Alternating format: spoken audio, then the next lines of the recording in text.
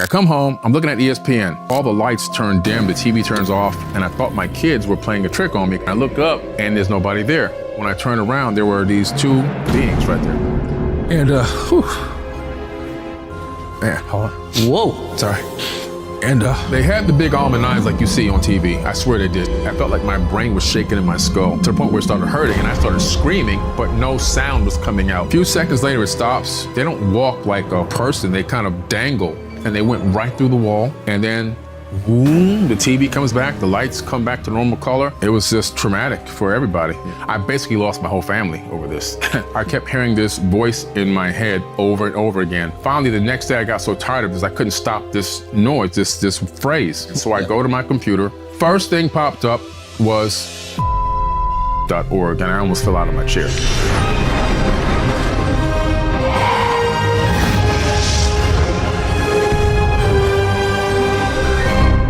What's up, everybody? Welcome to Flagrant. Today, we are joined by the holder of forbidden knowledge, Billy Carson, and we are getting to the bottom of all the conspiracies. We got Antarctica, ancient civilizations, we got the pyramids, we got black dick length, and Billy Carson is gonna fill us all in. No diddy. Indulge. Take us back to Anunnaki. Mm-hmm. What are they? Well, are these giants? Yeah. Okay, the Anunnaki, they are these beings that came from off-world. So these are aliens? These are aliens. Now, what's interesting about these aliens is that they're not little green men with antenna. Yeah. They're actually hominids, bilateral bipedal hominids. They look just like us. Okay. You slice them in half. They have two forward-facing-looking eyes, two hands, legs. They put their pants on one leg at a time like us. But do they look more like us or more like us? They look like we look like them. Okay. We actually look like them. Okay. And the reason why is because we have their genetics and their DNA inside of our bodies. Now, what's interesting is these beings were a spacefaring race that broke away from the Pleiadian star system. The Pleiadian star system is a group of stars called the Seven Sisters in the night sky. You can see 6 stars with the naked eye. Now, these stars in ancient times, according to ancient texts and tablets, there was an ancient galactic war there. Okay. Most of the information from Star Wars comes from this text. And this war, they had these destroyers like Death Stars. They don't call them that, but they call them the Brahma-Astra and Brahma-Astra Honda weapons that actually can release a weapon that can destroy planets. Okay. Imagine if you were in a star system and a planet is being blown up and you're in a nearby planet. You got to get off of your planet. Yeah. This created something called space refugees. Nobody's talking about this. Where are you getting this information again? Where is the this? Mahabharata, the Bhagavad Gita, the Indian Vedas. So these are ancient Indian texts. That's right. 5,000 years ago. Yeah. Okay. And the Enuma Elish, I just want to let Sumerian. You know. And I want to get to this, but for this entire episode, we're not fact checking. Okay. Okay. We're not debating. We're not pushing it. Take us down the rabbit hole. We want to see how deep it goes. The people can listen to what I'm saying and they can go look all of it up. Fuck them. Take us down the rabbit hole. I'm taking Billy. you, man. Okay, let's go. So we're talking about we're talking about the evidence, the very first evidence of space refugees. So you're seeing this in these ancient Indian texts. Yeah. Okay. You come across this and you're like, okay, let me see if there's some truth to this because I'm seeing this across multiple ancient Indian texts. Right. Any other text referencing this? The Terra Papers, an ancient indigenous American text as well. Okay. Very little known text that hardly anyone talks about. The Hopi tribe elders have written this book based on that text and published it actually. It's called the Terra Paper, so that it wasn't just in indigenous lore, but it made it finally to publishing. So it's actual text that we can all read and get access to. It reads like the Star Wars movie. Just take out the love stories and all that. And what's interesting is it talks about, again, these same galactic wars going on. People fleeing from that region of space, looking for other planets, Orion, Aldebaran, Sirius A, B, and C, which we know the Dogon talk about people coming from Sirius B, which is a star that ran out of fuel, and of course Earth. And they came here to create a breakaway civilization. Just like if there was a war, and there was in our solar system, that's what we call Mars, the god of war, we're going to be like, we got to get off this planet because the debris is going to destroy us. So we're the product of pussy aliens, basically. Like aliens who weren't ready to bang and fight for their future and their freedom. They just ran. We're defectors. They were the elites that had the access to the ships that can take them from one star to another. So are they like the politicians that like didn't go to Vietnam? Right. Exactly. Got it. So we're the product of like rich, privileged kids. They're the guys with the $10,000 suits that just sent everyone out to die. They would be protesting at Columbia, right? Correct. Got it. Okay, good. Got it. Okay, Yeah, good, that's who these people are. And so some of them came to Earth. And so Anunnaki is a general term. It doesn't mean one race. It's just like if all of us here got in a spaceship and flew to Mars and we met a Martian and he said, "Who are you guys?" We'd say Earthlings. Got it. But they maybe would call us Anunnaki. Right. Yeah, I wouldn't say I'm Billy Carson from Fort Lauderdale. Yeah. Right. So they would they're Earthlings. That's one term, but we're all different races here. Right. Right. So, but that's so Anunnaki is a term to say those who came from heaven to earth. That's it. In Africa, they call it the Nituru, which means the same exact thing. The gods that came from heaven to earth and turned mud into a kingdom. Now, the civilization they built is the Atlantean civilization. So this is where we hear about Atlantis, the mythology of Atlantis. Right. Got it. Okay. They built the Atlantean civilization. And where's the evidence for this? Where do you read about that?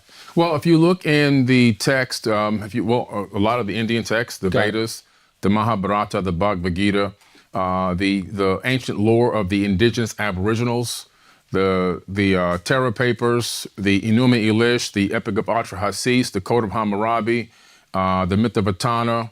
There's so many tablets. I can just keep going down.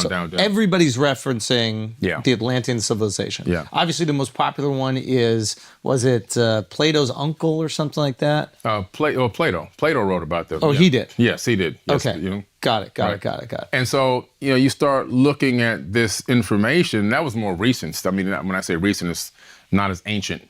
But the account of Plato's account of Atlantis is not that ancient. But we're talking about the ring city, but that was just one capital.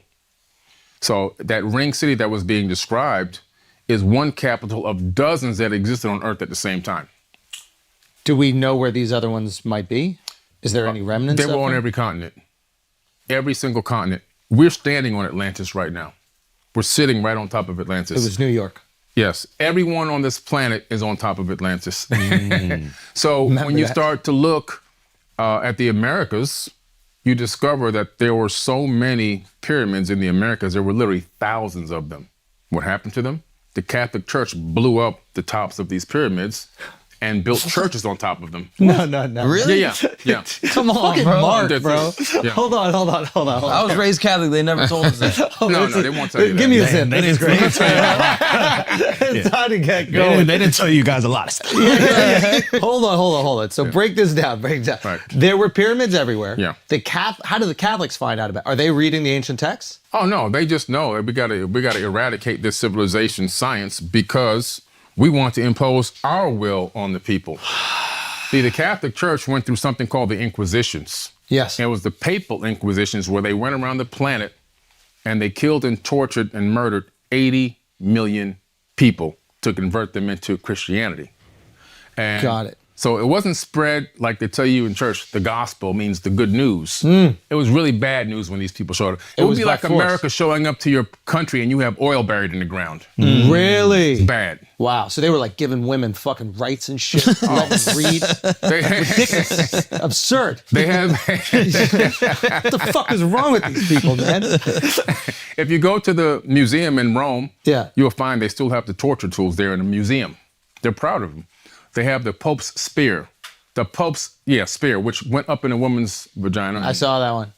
Pop them open from the inside. Good. They had a spire gracious. that they would lower a man down onto the spire through his butthole over and over again, up and down until he died. Damn, no Diddy, bro. For real. They just had all these torture mechanisms. What they would do is get the leader, the king, the chief, the guy who does all the sage and all that stuff. The medicine man. And then they would say, look, we need to convert everyone to this. And if you don't, then we're going to kill you. You're going to fuck you from the inside out. Yeah, exactly. Damn. So they would make everyone. Who would do the fucking? Because I feel like that would be against Catholicism. It would be one of these people from their church system and be, hey, So there was a job. fucker. There was a guy who would There have was a to- guy, he'd connect you and get you lined up perfectly Yeah. and, and do that. Sick people. But they, when you, Do what you gotta do. All right? it's wild. You gotta do what you gotta do. You gotta spread the gospel. You gotta Yeah. spread the gospel. Yeah, spread the gospel. It is the good word. Under the order of Rome. Yeah. And, but the big thing Rome said was, look, we got to get this money. Yeah. So what we're going to do is we're going to convert our pagan system into a Christian system. We're going to combine the two together. That's why we have all these fake holidays that are all pagan holidays in Christianity. That's my man Constantine, right? Yeah, Constantine. They just combined it all together. Now we got the taxes and we got the offerings. Yeah. We got both. And now we got the people unified, and now we can put our boot on everybody's neck. And so once they reeled up the leader of that village or that town and killed him like that, and everyone saw it, it was like, okay, I'm ready to learn now. Teach me your language. Talk to me about your God. By the second, third generation, you're born, you're given a name, a race, and a religion, and you don't even know who you are. Wow. So do you know which church in America or which churches are on old pyramids? Oh, no, you just have to go out there. See, anything on, most of the older ones that are on hills with the triptych windows. The triptych windows are the same windows that mimic the 3 windows that you see in a lot of the pyramids, like in Chichen Itza, Yucatan Peninsula, and all of that. Those older ones, if you go to Mexico City, how I learned this, I went to Mexico City. I got a homegrown archaeologist. He started showing me all the hills and all the old churches. He said those were all pyramids. So it's wild. Like when you go to the Mexico City pyramid specifically, Yeah. they show you what it looked like before and what it looked like after. You can never look at a hill again. Right. And not think it's a pyramid Right. after you go see it. Facts. It's so if go look at it, Are you you talking can about see these? not Chichen Itza. Yeah, that's the triptych, yes. Ah, wow, At the wow. top of all Catholic churches, the older ones, they all have that triptych design. And most of the ones that are old in the 1800s built on those hills were Go to the pyramids. Mexico City pyramids and do it before excavation. Because what happens is grass just starts to grow on them. Yes. So they just start to look like terrain. Yeah. And, Hills. Yeah, they just look Big like ass hills. and people have all these like explanations for it. Like my tour guide, yeah, look at that. So like Wow. if you just saw that, like that black Yeah. and white picture to the right there, yeah. Yeah. Tell me that you would never look at that and assume pyramid. Right. Yeah. Wow. Right. Wow. So now I have to look at every fucking hill and go, Yeah. should we dig this thing up and see? And right. some of them are just hills, Yeah. Some are just hills, but some are these. right? Got it. So when the Anunnaki came to Earth, were there already Homo sapiens here? Yes. Good question. There were already not Homo sapiens, but hominids. no, there weren't. Our cousins. Bad question. Come on, bro. They were Homo erectus. They were our cousins. Yeah, they were. But I believe that they were more intelligent than us spiritually. So Not is it technologically. fair to say that the aliens were the first ones to smash monkeys? No, they didn't do the monkeys. We were They had to, right? because when we were here, they didn't call us apes. They called us beings. Yeah. And in the Epic of Atrahasis, there was this big war getting ready to happen. And Enki and Lil and Anu were in this place in South Africa called Adam's Calendar, where they found the very first gold mines that human beings were working underneath their boot. Anyway, so the Ijiji, who were the working class Anunnaki, came from Mars to Earth to go to war against them because they felt like they were being enslaved, even though they weren't supposed to be enslaved. They were just working class people. They felt like they were doing too much labor. For 250,000 years, they were working. Whoa. And they came to Earth and they encircled the campus and they said, we're going to go to war. And it was like, well, why? And they were like, well, we've been asking you for relief. The workload is too heavy and we don't have any women. So That's a big issue. they were complaining about no women, literally in the ancient tablets. And so Enki says, They need a king of diamonds, bro. What were they saying? What were they saying? Enki says, I have an idea. Because they had kind of discussed in a weird way fashioning people. That means like robotics. Okay. But they had talked about their home planet. When they tried that, it failed. So that's a clue as to what AI and robotics can do to a planet. They were like, there's an existing being here, though, that we can add our essence to, talking about genetic modification, and get them to bear your load. So don't make robots, make people that can Right. do your work for you. Exactly. Whoa. Yes. Wow. So they started with that method first. So they're just forcing human beings to do their work for them. Yes. That's crazy. And that's how Who they would do bring them the offerings. Yeah. When you bring the offerings, Yeah. your best harvest and your fresh calves, that's their meat, that's their food. This is what you see in the biblical text. They're eating. That's their meals. They're not going to go out and hunt. I mean, this archaeologist was talking to me in Egypt in 2014 and was just laughing. He was showing me one of the altars. He said these people were so dumb. He just said his own people. He says they would line up in ancient times for miles to bring their best offerings to the head god. Wow. And the god was just putting them all this food in the storehouses. And he showed me where the storehouses were inside these temples. They would put these things in there. Then they had these other areas underneath the temple where other priests would go underneath and speak, and it would resonate their voice. And it would be the voice of God talking. And it was all this, nothing but a sham to get them to bring all this food and gold and offerings and everything else. I mean, I do believe that because if you go to Chichen Itza, you can have the limestone creates this like a vibration effect, and you can have like a conversation, like me and you can talk to one another across a football field. Yes, like this. Oh, wow. Yeah, the sound bounces. Phew, it's crazy. Comes right back at you. Yeah. So if they were using that as some sort of a technological advantage, like some Wizard of Oz shit. Yeah. Whoa. So were they literally eating it, or were they eating off like the energy of the sacrifice? Or No, they were eating the food. They were barbecuing. What about sacrifices? What about they had a cookout? they weren't barbecuing. There's the aliens. Eating oxtail and Frank's shit. Red Hot. Someone sacrificed some more hot sauce. I mean, think about it. I mean, if you were the ruler of a planet. Yeah. Billy, I think you might be putting on what you would do in that situation. Is that possible? No, That's I'm food. telling you, these people ate the food because I take tours to Egypt all the time. Last year I took 140 people on a private tour. Yeah. And when I go, I take a homegrown Egyptologist and a homegrown guide with us. And he takes us to the temples where they actually have the, where they actually have the storehouses. Getting hungry. Billy's getting hungry. It's like that damn barbecue. Hey, man. Listen. Okay, so go. So you're there. But they take you to all the different spots. Yeah, so we take you to the temples and we show you where they would hide the food, where they take all the offerings and where they would store it. Yeah. It was their grocery store, literally. Wow. Tour announcement. We're 2 weekends away. Madison Square Garden, May 3rd and 4th. I'll see you all there. I cannot wait. Peace. Is Jesus part alien? I believe so. And was he part alien and trying to do good? Yes, I believe so. So he was breaking away. He was using his power, and he's like, yo, what these aliens are doing to us is fucked up. Right. We need to break free from that, and I'm going to liberate the people. Yeah, so you have to understand, you're right on point. There's good and evil in Jesus everything. is the man, bro. Yeah, there's good and evil in everything. We're all part alien at this point, right? Absolutely. It's in our DNA. Ah, fuck. I thought he was a little bit more. Well, he was more. He was a little bit more, yes. How was he a little bit more? Well, if you look at the Apocrypha text, you discover that not only was Jesus's mom a virgin birth, but his grandmother was also a virgin birth. Nobody ever talks about that in church, and they hear about that in Sunday school. Wait a minute. So his grandma, wow. Yeah. So you see this establishment of this particular bloodline. Yeah.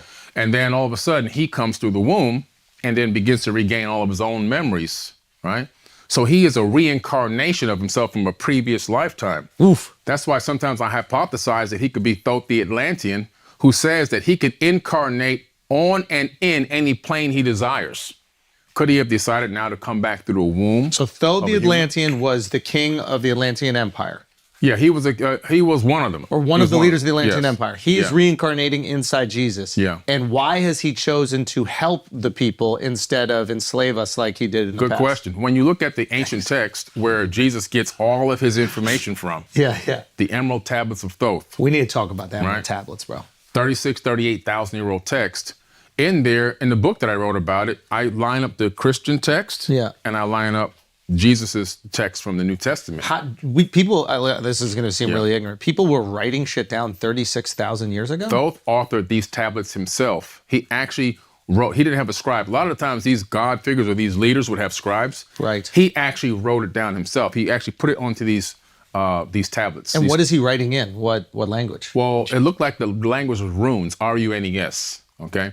And in this text, he writes about coming to this planet after the Great Flood and seeing the temples of ancient Kemet sticking up out of the mud and actually going on a mission to help rebuild civilization. Not that it was for the first time, but he's rebuilding it to a high level. So it was already built, destroyed. He's like, hey, let's run it back again. Right. His father sends him on a mission. His father says, go to the land of Chem and do the plan that ye know of. So he gets his crew and he gets into the great ship of the master and he takes off until the planet disappears. This Which is an is the ancient text. horizon. Right, he's up in the sky. Oh, he's coming from. He's in a ship that goes up. Gotcha. Because you know this, because when he gets over the land of Chem, he goes, I see the land of Chem beneath us, and I see the temples rising up out of the mud that were flooded by the fountains. Now we come back. Now he comes down to the ground. The fountains is the Great Flood. Right. Got it. Okay. I'm He with you. opens the door, he comes out, and he calls these people barbarians coming to attack him, probably Crazy. territorial. Crazy. And he says, I raised my staff and sent out a ray of vibration, stopping them still as fragments of stone of the mountain.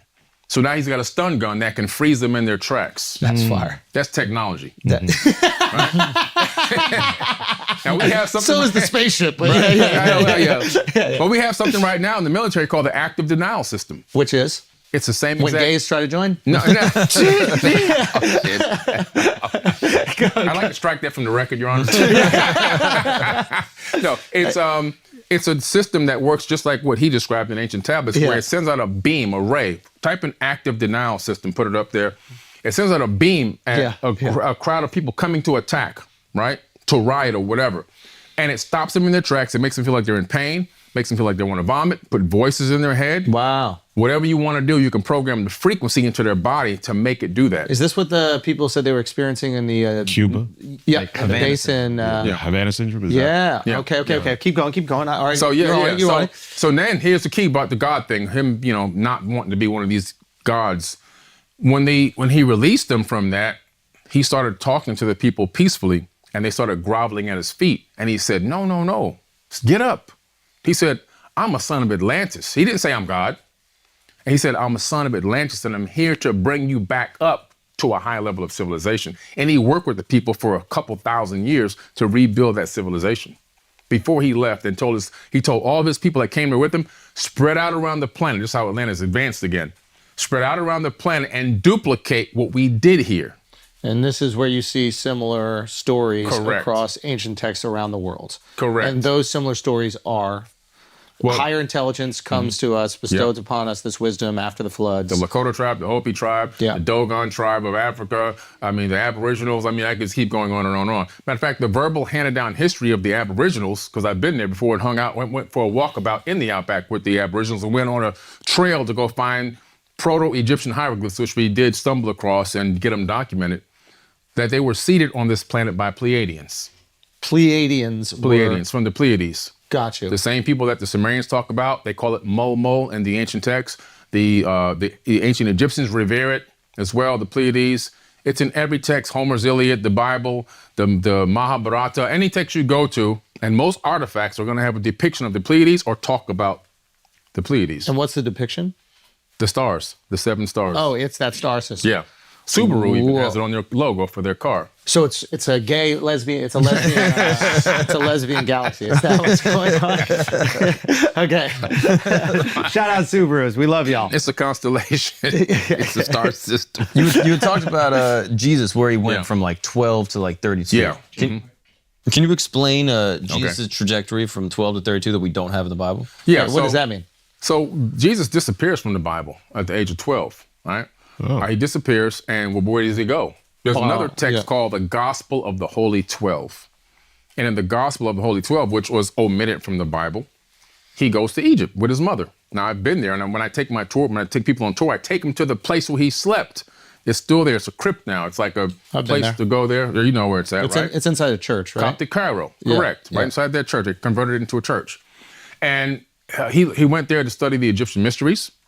He went there also to learn all about the ancient mystery schools. And then he left there and he went to Tibet to learn the mystic art. Tibet, he went to go learn, not mystic arts, but went to go learn spirituality. He went to Tibet? And mystic arts, yes, mystic arts. And then he went down into India, learned about reincarnation and all of that.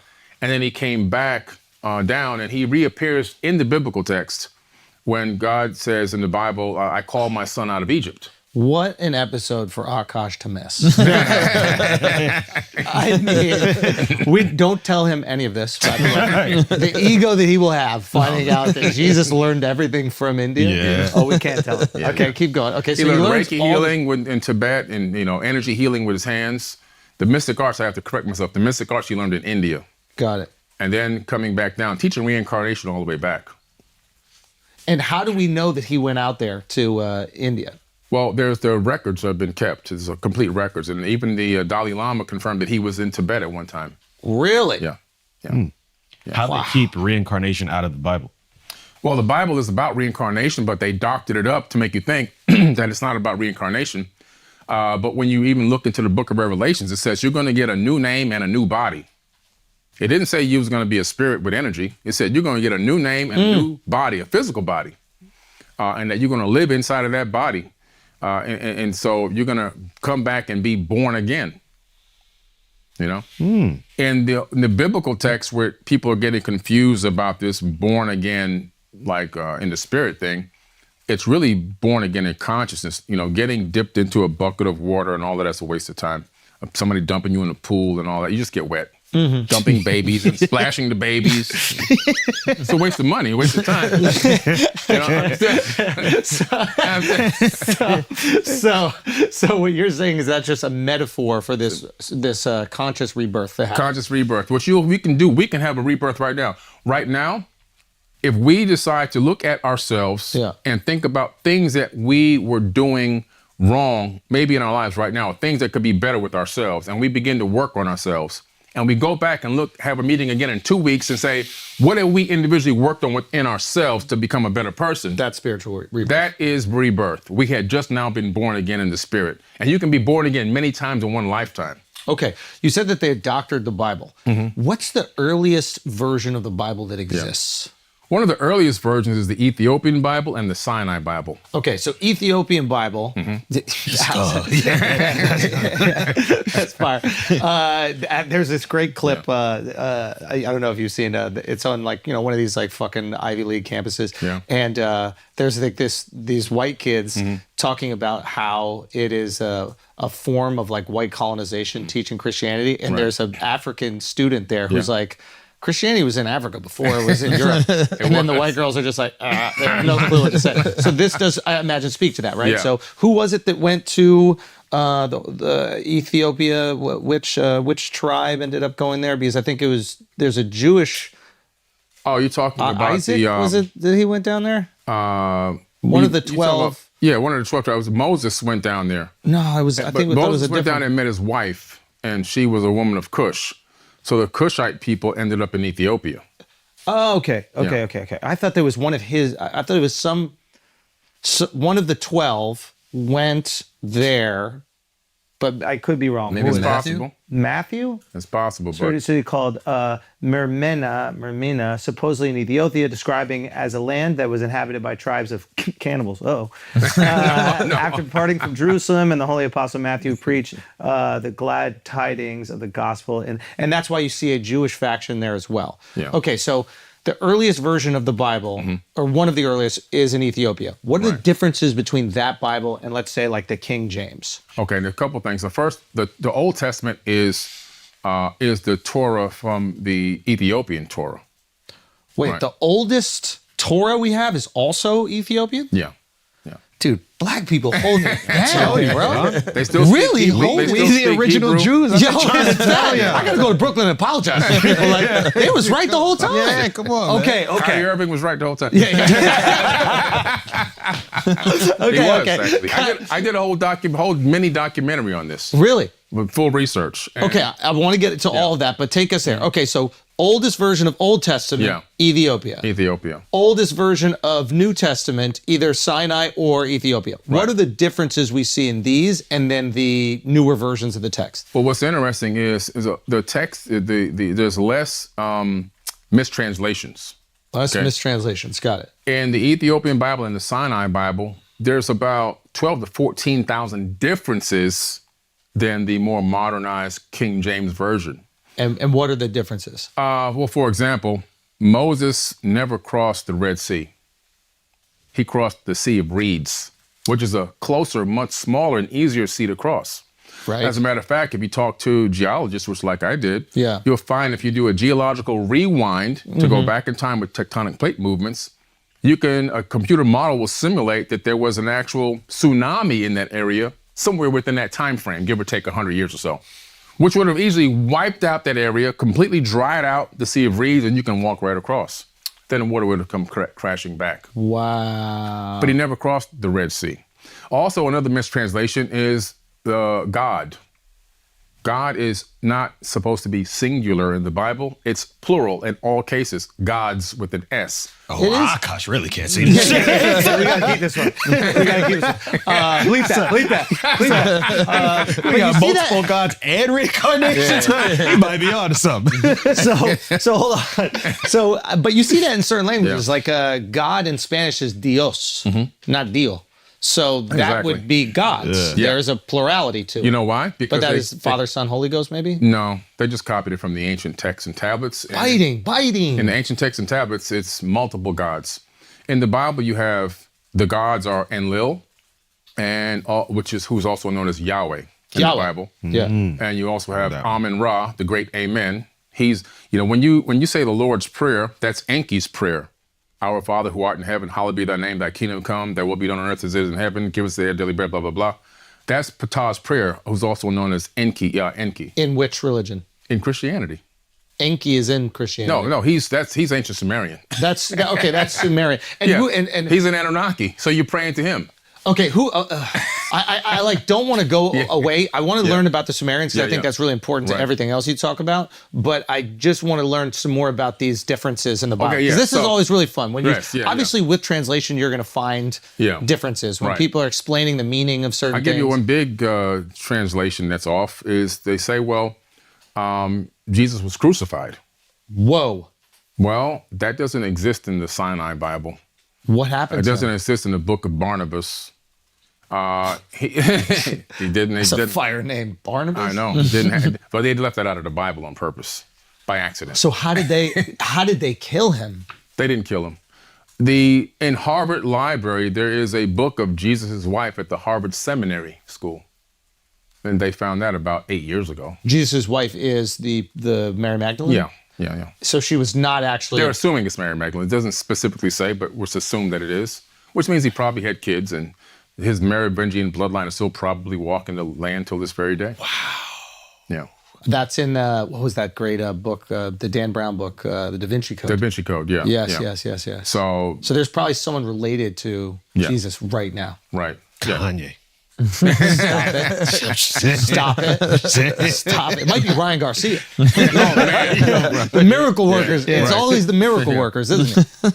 So it's interesting that's a mistranslation. Another one, actually, interestingly enough, more. This is fun. The word for virgin was mistranslated from Aramaic into Greek.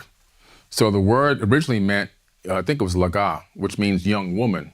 By the time it got to Greek, it was translated wrongly into virgin, which then made it into the biggest part of the story of Jesus, which is that his mother was So she might virgin. not have been a virgin. It's possible. But when I saw what convinced me, that's why I looked deeper.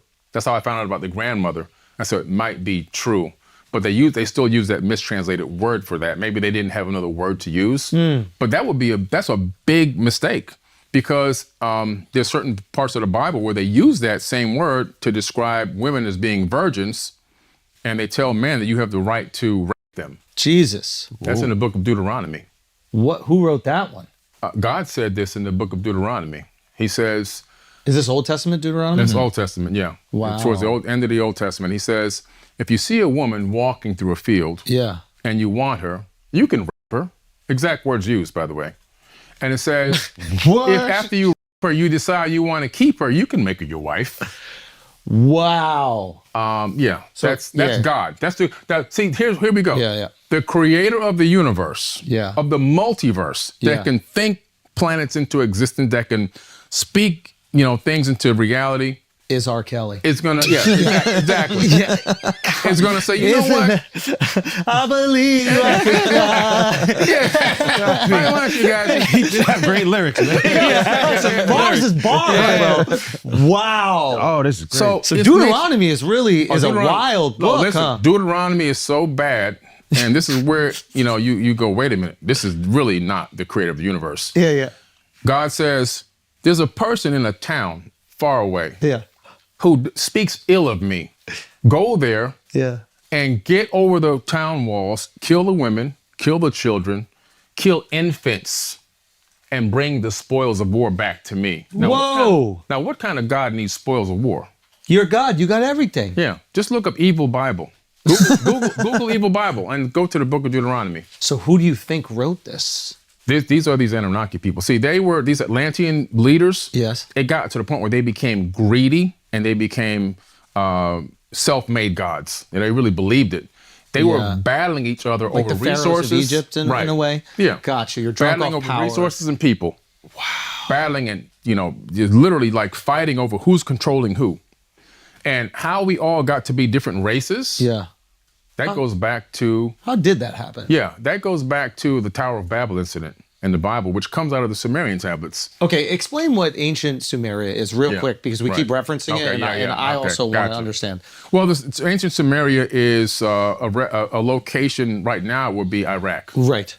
All right, and Iraq, which at that time was extended part of what Africa actually is, believe it or not, but it was a multicultural location. Got it. The people there were advanced beyond belief. They had achieved a high level of advanced construction, waterways, irrigation, mathematics. Is this you name it. Tigris and Euphrates? Between the Tigris and the Euphrates, where the Garden of Eden is located. Got it. Okay. And this makes sense because I Yeah. imagine like the Tigris and Euphrates would overflow and there would be this great fresh water that would spill onto the land and then they would have tons of fruits and vegetables that would grow quite seamlessly. In a similar way to like the Nile, people spoke of what happened to like the Nile Valley region where it was just very fruitful, right? Right, very fruitful. Okay, so you have lots of food. When humans have lots of food and an ability potentially to protect themselves, society can grow. So this is the idea. Right. Okay, so Sumeria, this is a culture that is influenced by the Atlanteans, or this is just humans? Heavily influenced by Atlanteans. Okay, so the Atlanteans are ruling it? Or? They built a base there, and Enlil is the one who built the base, Yahweh from the biblical text. He built a base there, and he said, I'm going to create a design for cities that will last for all time on this planet. And is this the first city that is One of the most advanced cities. It's got street grids. It has a town center. It has plumbing. All of that exists at this time. And this is how long ago? This is about roughly 8,000 years ago, according to mainstream. But if you go to the real, understand that these tablets are copied tablets from even more ancient tablets. We could be talking 40, 50, 100, 200,000 years ago. Whoa. Even deeper than that. And some geologists have gone to look at the weather patterns of the destruction of some of these areas and realize that we're talking maybe even almost 2 ice ages ago. So this is really old stuff. And so these people were extremely intelligent, but they were influenced by these Anunnaki Atlantean people who gave them the knowledge and taught them how to build and taught them how to do all of this. And at the Tower of Babel, Yahweh, who is known as Enlil, he helps them to erect this. Well, he builds his own tower first called the Duran Key, which means bond heaven earth. And then the humans, when he leaves to go somewhere, the humans build a similar structure. When he comes back, I guess it's probably months or years later, he sees that this thing is being built by humans, mimicking what their advanced culture had built. And he says, oh man, whatever their hearts desire, they will achieve it, which that made it into the Bible. And so he destroys the tower, just like it says in the Bible. And then he says, my seed shall not abide in man forever. His years shall be 120. That also made it into the biblical text. So you see where it's getting copied from. Older ancient texts. The Bible was written from 100 AD to 900 AD. This text is thousands of years prior. And so he then decides to confuse the languages and move people around to different regions of the planet so that we couldn't collaborate. Because if we can't collaborate, we can do all the things that they can do. Exactly. And we can challenge their power. Exactly. This is where the genetic modification came in. That 120 statement is powerful because at Harvard University, they just discovered that the lifespan of a human being maxes out at about 120 years. Yeah. Right? And that's under the most pristine conditions, no poison. That's blah, blah, organ blah. failure and all these other things. Not counting cancer, these outside sources. Exactly. But how long can your organs really live for? Yeah. So that's where the genetic, now the scientists said, look, chromosome number 2, something happened to humans. It was taken out and fused together, right? Instead of having 48, we got 46. Why is that? Fused together, 2 telomere caps put on the end, limiting our lifespan. So we know that there was a genetic mutation around the same time. They're saying 200,000 years ago, the same times the tablets are roughly estimated to be written originally about this Tower of Babel incident. So it's like ancient text and modern science is almost collaborating with each other. And you're saying, man, what? Wait a minute. So the geneticist said it's an artificial mutation. We said, well, who did it? They said, we don't know how it's done. They said through natural evolution, it would have taken millions and millions of years to happen. But it was expedited. Expedited. Now, Because the Anunnaki did it. How do we guess? They did. How do we get the races now? Me and you aren't dark because our cousins were working in the sun. Don't believe that. It's foolishness. Okay. You're not light skinned because your uncles and aunts were working on top of a mountain in Russia. Yeah. No. What they discovered was between races, there's a 2% variance in DNA and genes. Yeah. 2% would take multi-millions of years through natural evolution. Didn't take that long. It only took 200,000 years. So what's going on here? Oh, I understand what you're saying. Yeah. Yeah, because We're branded. Yeah. Well, Oh. that's kind of interesting because if humans didn't leave the African continent until how many 100,000 of years ago? Yeah. You're saying that we left prior to the amount of time necessary Right. in order for us to naturally evolve to have these different colors, Correct.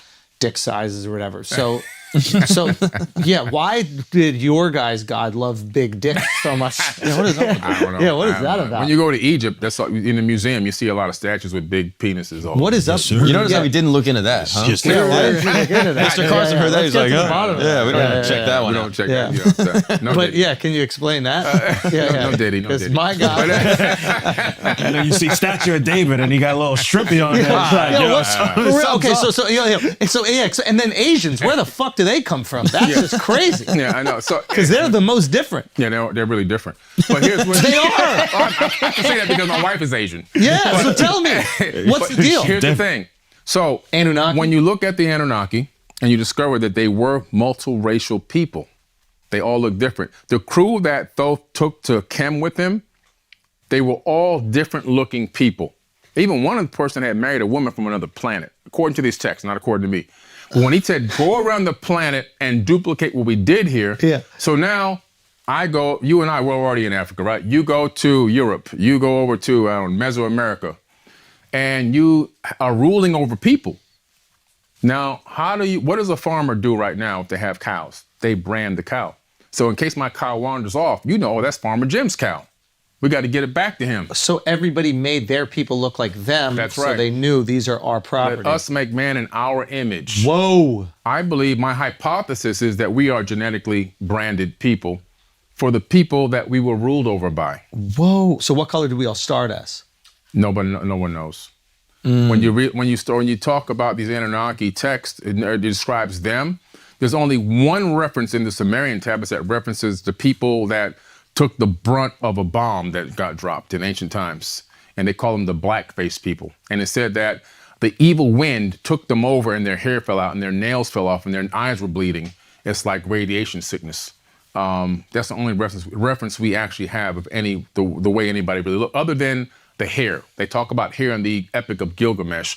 They talk about locks, but does that mean locks like you just have long hair, or does it mean dreadlocks? We don't really know. But it's interesting. Also, you know? white people get dreadlocks too. Yeah, it's true. So it's interesting. So, so you don't know. We don't really true. Anybody who's making hard factual statements like that, Lying. they're just making it up. Really? So what about Blake Griffin? Who branded him? Yeah.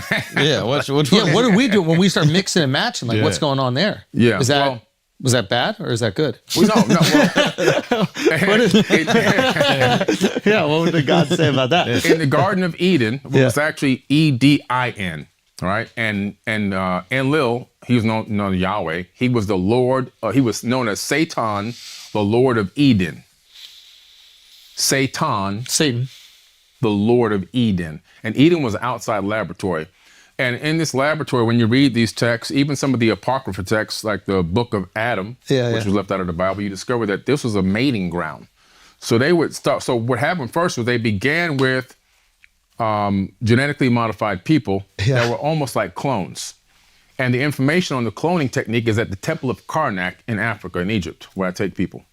And also there's more evidence or talk about it at the Temple of Dendera And there's one more temple that has the birthing center. I think it's the Temple of Isis. And so they were making these people, but they couldn't make them fast enough. And these people couldn't have sex and reproduce on their own. So Then they got very frustrated. So Isis says, okay, I have an idea. I'm going to take the egg out of one of the beings and put it in my womb and take it to term. So it says in the text that they literally mixed their genetics with this egg, put it in her womb. So that's now making what we call a zygote in modern technology terms, right? In vitro fertilization, puts it in her womb, takes it to term for 10 months, and then gives birth to the Adamu, which means first man. And there's a cylinder scroll in the British Museum where she's holding up the baby, says, my hands have made it, the first man, Adamu. So that's where we get the first genetically perfected Homo sapien.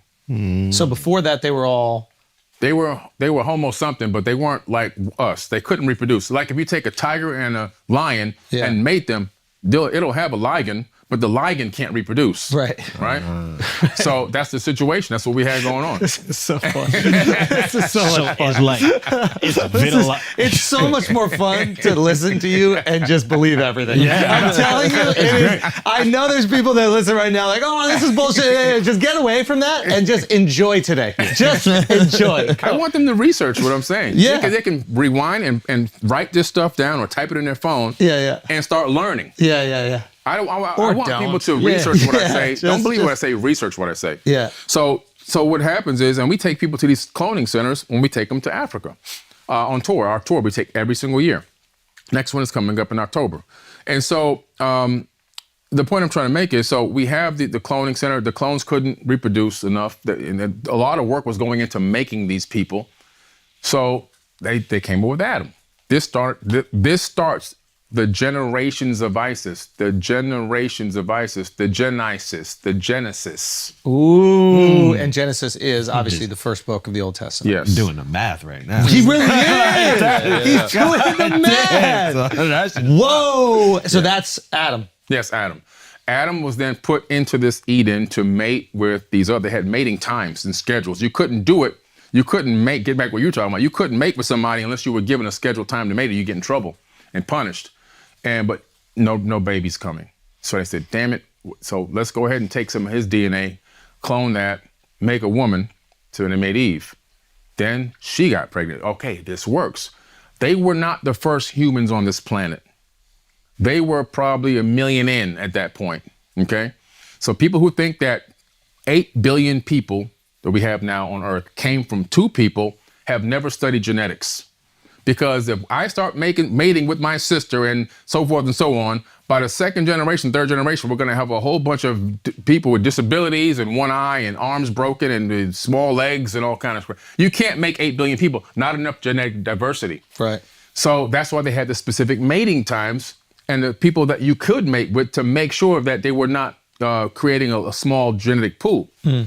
Once they figured that worked, they said, okay, let's isolate them in a certain part of the garden and begin to do this experiment with them. So Adam had Cain and Abel, and Yahweh came back to check on his offerings one day.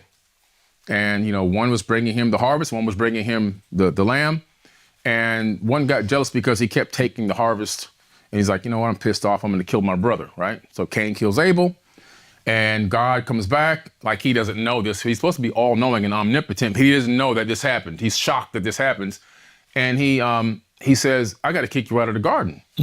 And so Cain says in the Bible, he says, the people out there will kill me. Wait, what people?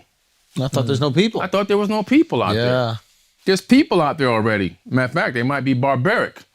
So he says, don't worry, I will put my mark on you. See, that's the brand. Put my brand on you. So he said, so that they will know your minds. So he put a brand on and let people know, hey, no, that's Enlil's guy. Don't mess with fuck him. with him. Exactly. That started the whole Canaanites. You see? That's where the Canaanites came out and built the whole thing and eventually migrated over to Mesoamerica. So we're talking about, it's a big story, man. It's a really, really big story. But Wow. you can see where there's so much misinformation and So Jesus, lack good guy of or bad knowledge. guy? I believe it was a good guy. I Into think it. some of his words were twisted in the New Testament. Yeah. He never said, I don't believe he would say anything about slavery. If you really look at the words of Jesus, what he's teaching, Yeah. it comes from Thoth the Atlantean. So either he is Thoth the Atlantean or he was taught by Thoth the Atlantean, or he studied in the mystery schools to get that same knowledge. Right. Because I line up the verses in my book, Compendium of the Emerald Tablets. I line up the words side by side so you can see what Jesus is saying was already said thousands of years prior. Right. He's teaching the ancient mysteries, and he's trying to get mankind to enlighten himself through consciousness. But though the Atlantean was doing it to subjugate the human species. No, he was helping. He was helping. He went around the planet helping everyone. Oh, so he was helping. Yeah, he was helping. So this is after, so Thoth is after whoever created us and was subjugating us. Yeah. He's a son of Ea Enki. So he's a son of one of these rulers. But he broke free from this tradition of enslaving humanity? He just wanted to help. He would go and he would teach. Him and his father would go and teach humans. His father would send him on secret missions to like raise vibration, raise energy. Why did they want to help out? What was that about? Well, Enki liked human women. Oh, really? So did Thoth. So it was that, it's that Thoth married simple. Maat. Really? And he built the Pyramid of the Moon at Teotihuacan as a dedication to her. Wow. Yeah. Wow. And what happened to all these Firebox. people? What happened to all the Anunnaki and Thoth and all them? They had 2 wars. The first Pyramid War almost eradicated them, but they started over again. The second Pyramid War, bad. That one almost decimated the planet. You see how when you look at Earth, like from Google Earth, you see a lot of those big deserts going across. People say, oh, that's just natural geological formations over time. This has become an arid desert. No, that's war. If you go to Egypt and stick your hand deep in the sands, eventually you're going to come up with balls of glass. How can you get glass and sand? 3,000 plus degree temperatures. You go to Mohenjo-Daro in the Indus Valley, what are you going to see there? Dead bodies still in the streets from thousands of years ago, still holding hands, never been scavenged. The buildings that they lived in turned to glass. How can that be? We're talking about 3,000 plus degree temperature weapons fire.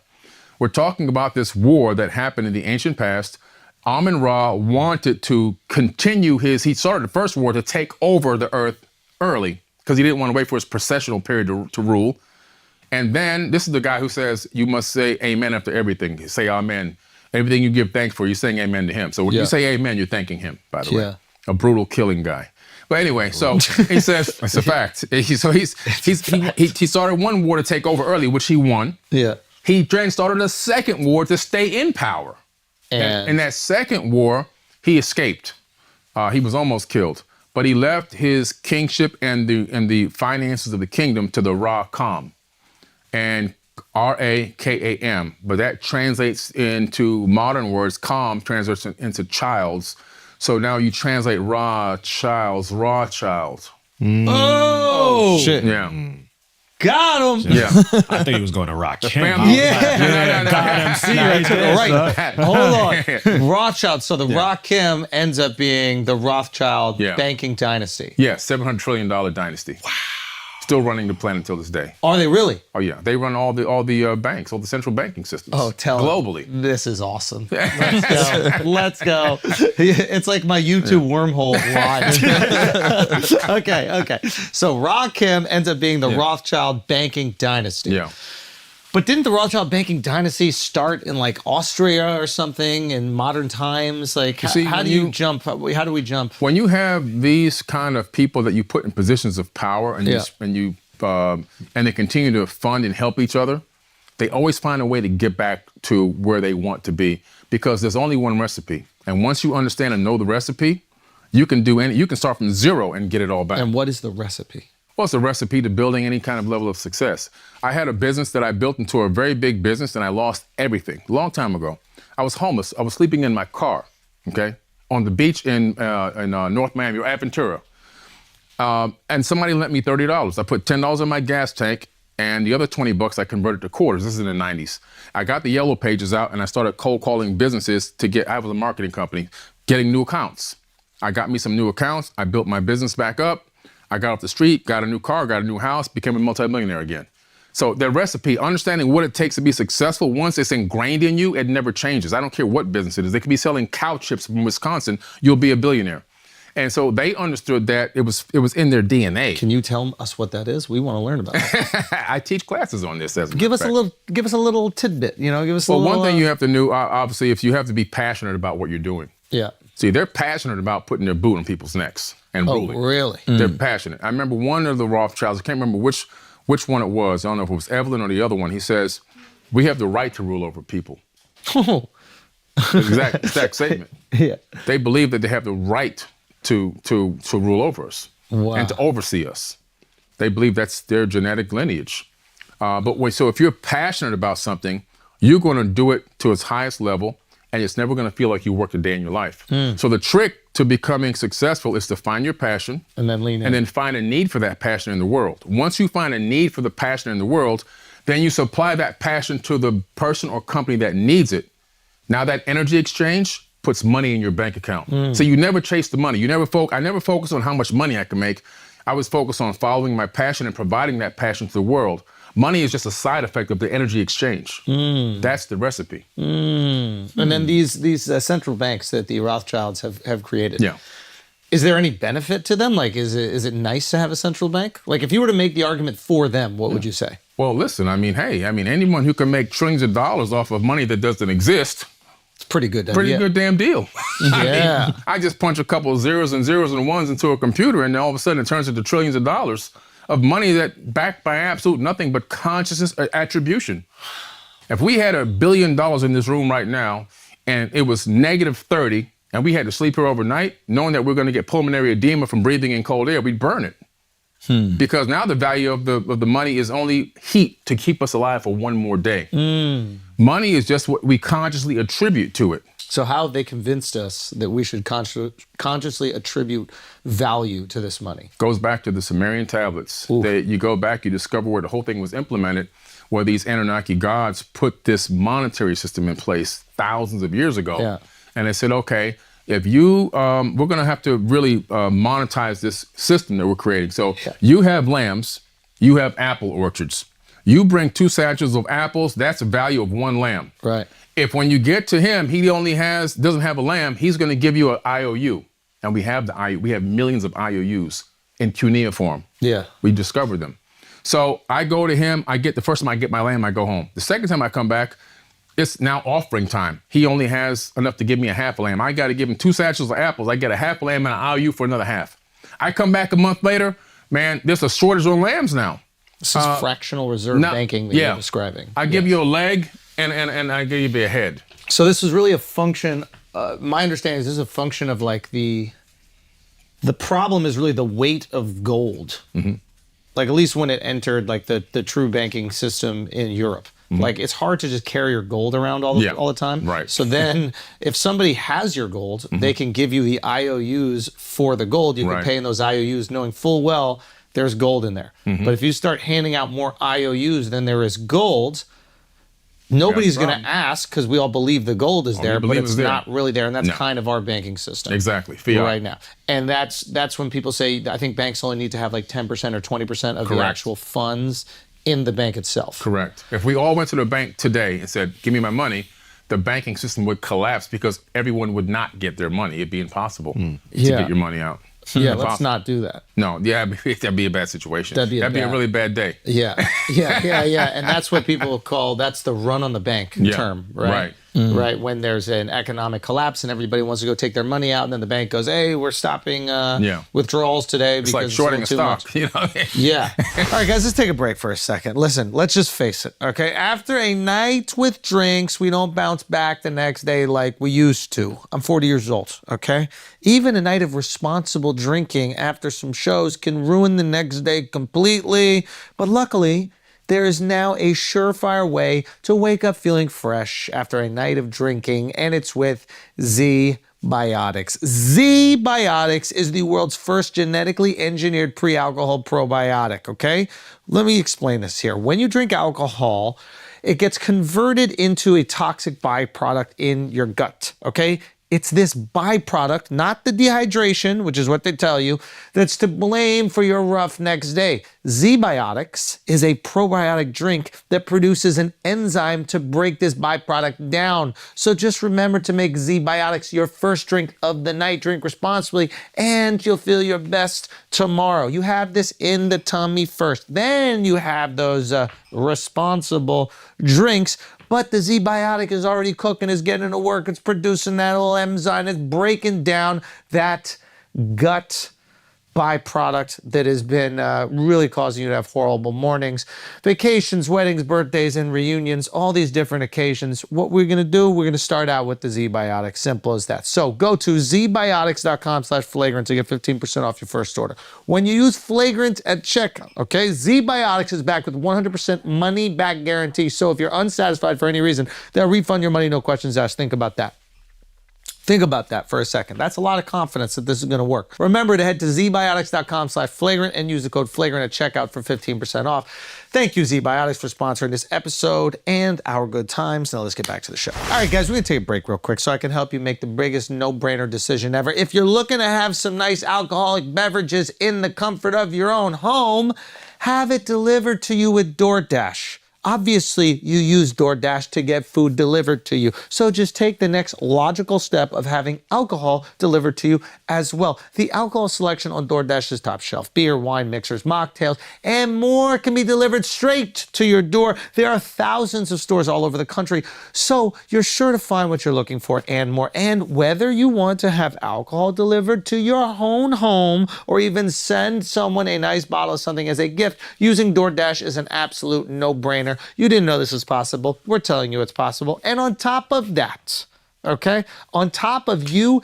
getting your drinks in hand without lifting a finger with DoorDash, you're going to use the code FLAGRANT to get 25% off up to a $15 value when you spend $35 or more on drinks through DoorDash. For eligible users, only terms apply. Must be 21 or over to order alcohol. Obviously, drink responsibly. Delivery and promotions available only in select markets. Now let's get back to the show. Can you talk to us about the pyramids? What are pyramids? Why do they show up in every culture? And what is the function of them?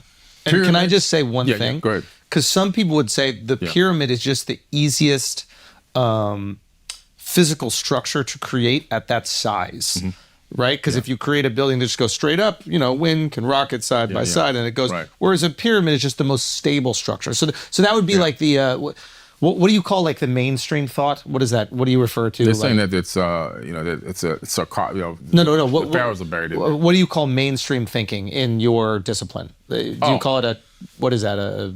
You talking about the what is ease the of term? building? No, the term that you would use for like what they teach in school. Well, mainstream. We just call it okay, mainstream. so the mainstream thinking would be the boring one, the one that we didn't ask you to come on this show to talk about at all. So please do not say, "Oh, the physics works best for a pyramid."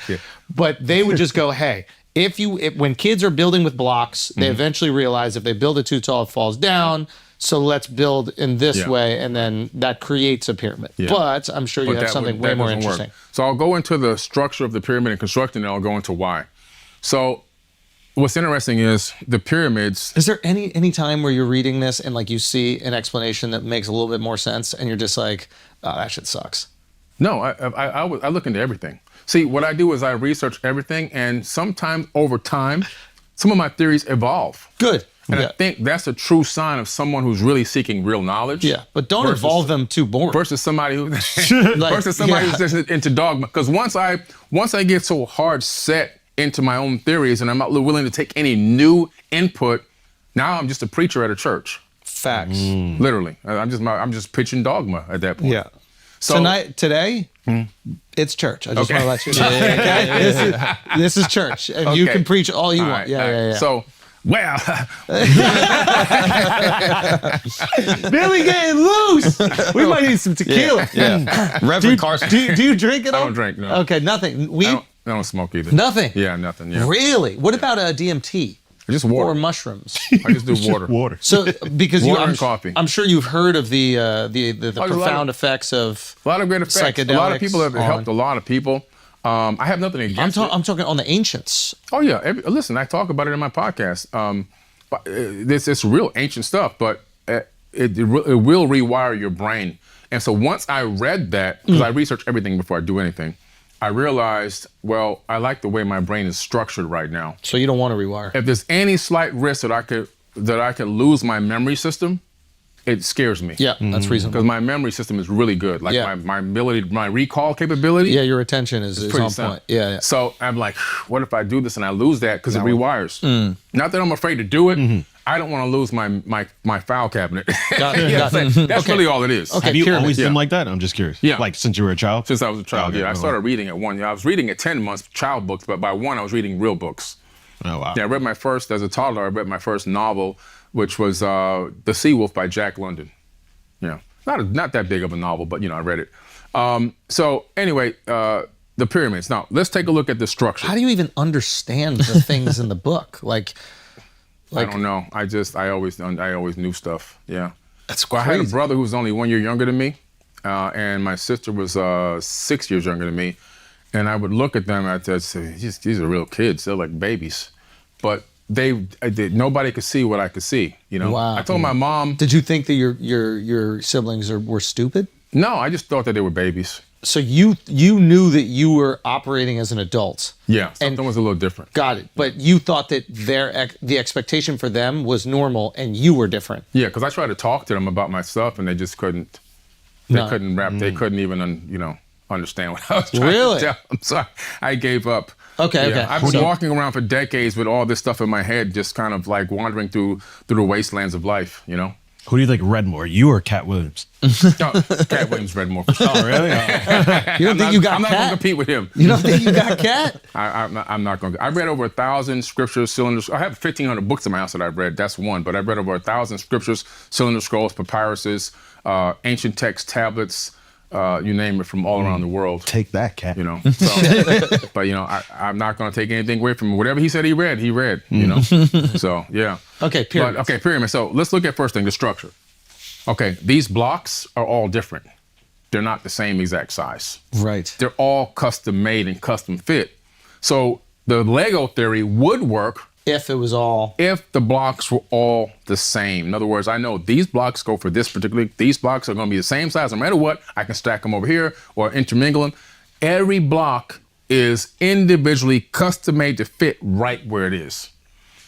So that becomes very, very difficult. It's like the Great Pyramid, over 2 million blocks of stone, and nobody realized that they're all different 2 million blocks. They're each individual stone is totally different from the other one, which means you can't make a cookie cutter and say, okay, we got these blocks ready, let's stack them up. Didn't quite work that way because they're all different. Now you have to take into consideration also the subterranean part of the Great Pyramid. The subterranean shaft, which cuts through solid stone and goes down 65 meters, then another 30 meters down beneath that, which I've been down there. How in the world did they cut that through solid stones that were already stacked? Some type of a laser cutting tool.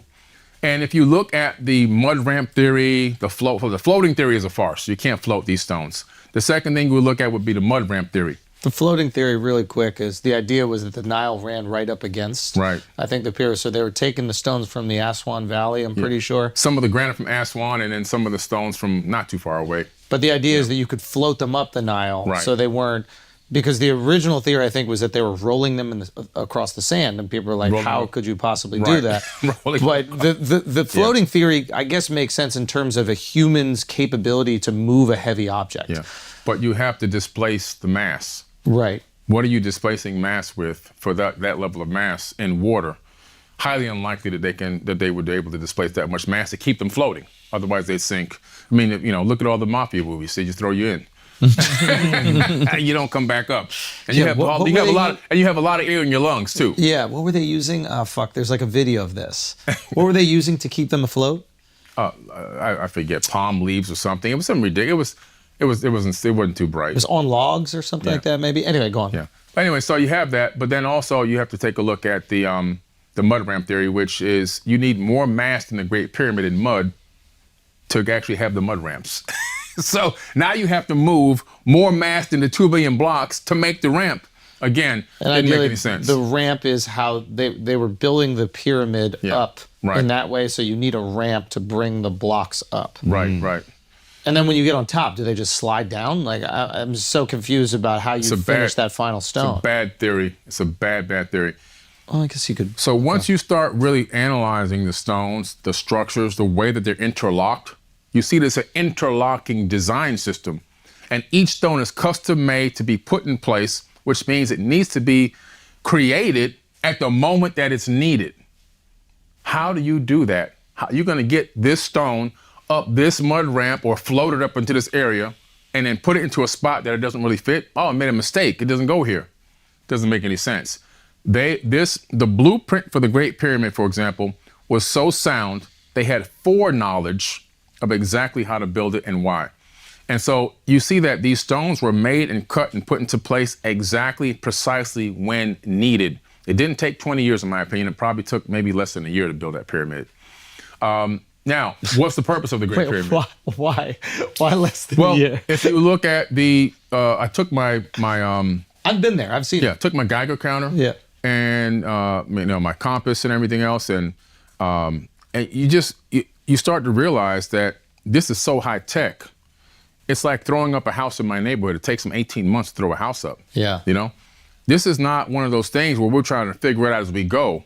This is something that has been done so many times. It's Gotcha. common knowledge. So this is advanced planning. They had the Yes. the logistics and the schematics all built Right. out. You need to for how sophisticated it is. I subscribe to that. Right, Like right. they're not throwing it all together. Well, check this out. The Great Pyramid, if you calculating by the size of the base and the size of the stones, you can calculate the time, 365 days in a year. You can calculate the distance from the Earth to the moon. You can calculate the distance from the Earth to the sun. You can calculate the speed of the Earth around the sun, the speed of the Earth on its axis, the speed of the sun around the Milky Way galaxy, and the speed of the Milky Way galaxy around the local cluster, all from the Great Pyramid mathematics. So now you got to tell me, how in the world did that fit in with the rolling logs, the water, or the mud ramp? We're talking about advanced technology, advanced beings that made that pyramid as a time capsule of incredible knowledge. A star map even is built into it to tell us who was here in the ancient past and who did it and how. When you take all the temples that are around the pyramid and the other two pyramids that are next to it, and you look at it from the sky looking down, and you connect them, you get a inner planet system of our solar system. You get the sun in the middle, you get Mercury, Venus, Earth, and Mars. So you get the interplanetary solar system from Giza looking straight down. And what's incredible is when you take the NASA interplanetary solar map and you overlay it on that diagram, it matches down to the millimeter. Was NASA around back then? No. I'm just asking for a friend. So obviously they knew what the hell they were doing. And also the distance from the sun to the Earth and to all these other planets by the astronomical unit, which is in astrophysics. How did they get that? The Grand Gallery leading up to the King's Chamber, the longitude is the exact digits of the speed of light in meters per second. People, Oh, really? Meters didn't exist back then. You're telling that like staired tunnel that goes Yeah. there? Really? Yeah, the location is the exact digits of the speed of light in meters per second. But guess what I found? What's that? I found Proto-Sumerian cuneiform in Mesoamerica on pottery and also tablets that show a Proto-Sumerian metric system. And I didn't find it myself, obviously, but I found the record of it and documentation of it. It's legitimate. And so the metric system existed long before that French guy discovered it. He only rediscovered what already existed. Interesting. Yeah. So it's like, man, then you look at the pyramid, it was sitting on top of an aquifer. The aquifer is dry now because the Nile is gone, the war happened and everything else. But when you have running water underneath magnetized crystal granite, you get physiostatic electricity. Those ions push up into the Grand Gallery. Some of the water comes up and goes down into the Queen's Chamber. I'll talk about that in a second. The energy from those ions moves up into the King's Chamber. It stepped up. Well, before it had to have that little box there. The box was added, by the way. Before that box was there, it had the capability of creating fusion and sending electricity through the apex. When the pyramid was broken, the structure was broken, they added that box. That box is the same exact dimensions as the Ark of the Covenant. The Ark of The the box Covenant you're was talking there. about, is that like tomb-like structure? That rose that's granite in- box that's inside, yeah. Yeah. How would they even get that in there? Yeah, they added it later on. How to get? I think a lot of the stuff. I think they teleported or manifested. But look and listen to this. Check this out. Let me tell you. Let me tell you where I get that from. Let me tell you where I get it from. Listen, in the emerald. Listen to me. Really, come on. In the emerald tablets. Listen to me. Now I'm gonna give you some science now. In the emerald tablets. Give us some science. Listen to me. In the emerald tablets, Thoth talks about manifesting solid matter. He talks about it as a specific way, manifesting solid matter. I mean, it is when you're in there Let me- insane to get this too. Well, let me tell you. Yeah, Let me tell you. He manifests solid matter from photons Yeah. and cymatic frequencies. Cymatic frequencies. Yeah. What is that? Sound waves. Fuck. Yeah. So we know that in string theory and quantum physics that the way that the universe is formed and shaped is all based on vibrating microscopic strings that are emanating matter into existence. Okay. Through this frequency creates the illusion of reality. He's talking about this 36,000 years ago.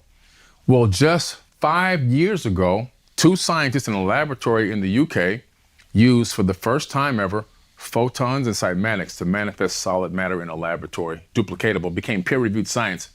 Peer-reviewed science. Okay, so So they've we've now created- rediscovered a way to create matter from photons and sound frequencies. And I'm imagining they're doing this on a microscopic level. Yes, on a very small level.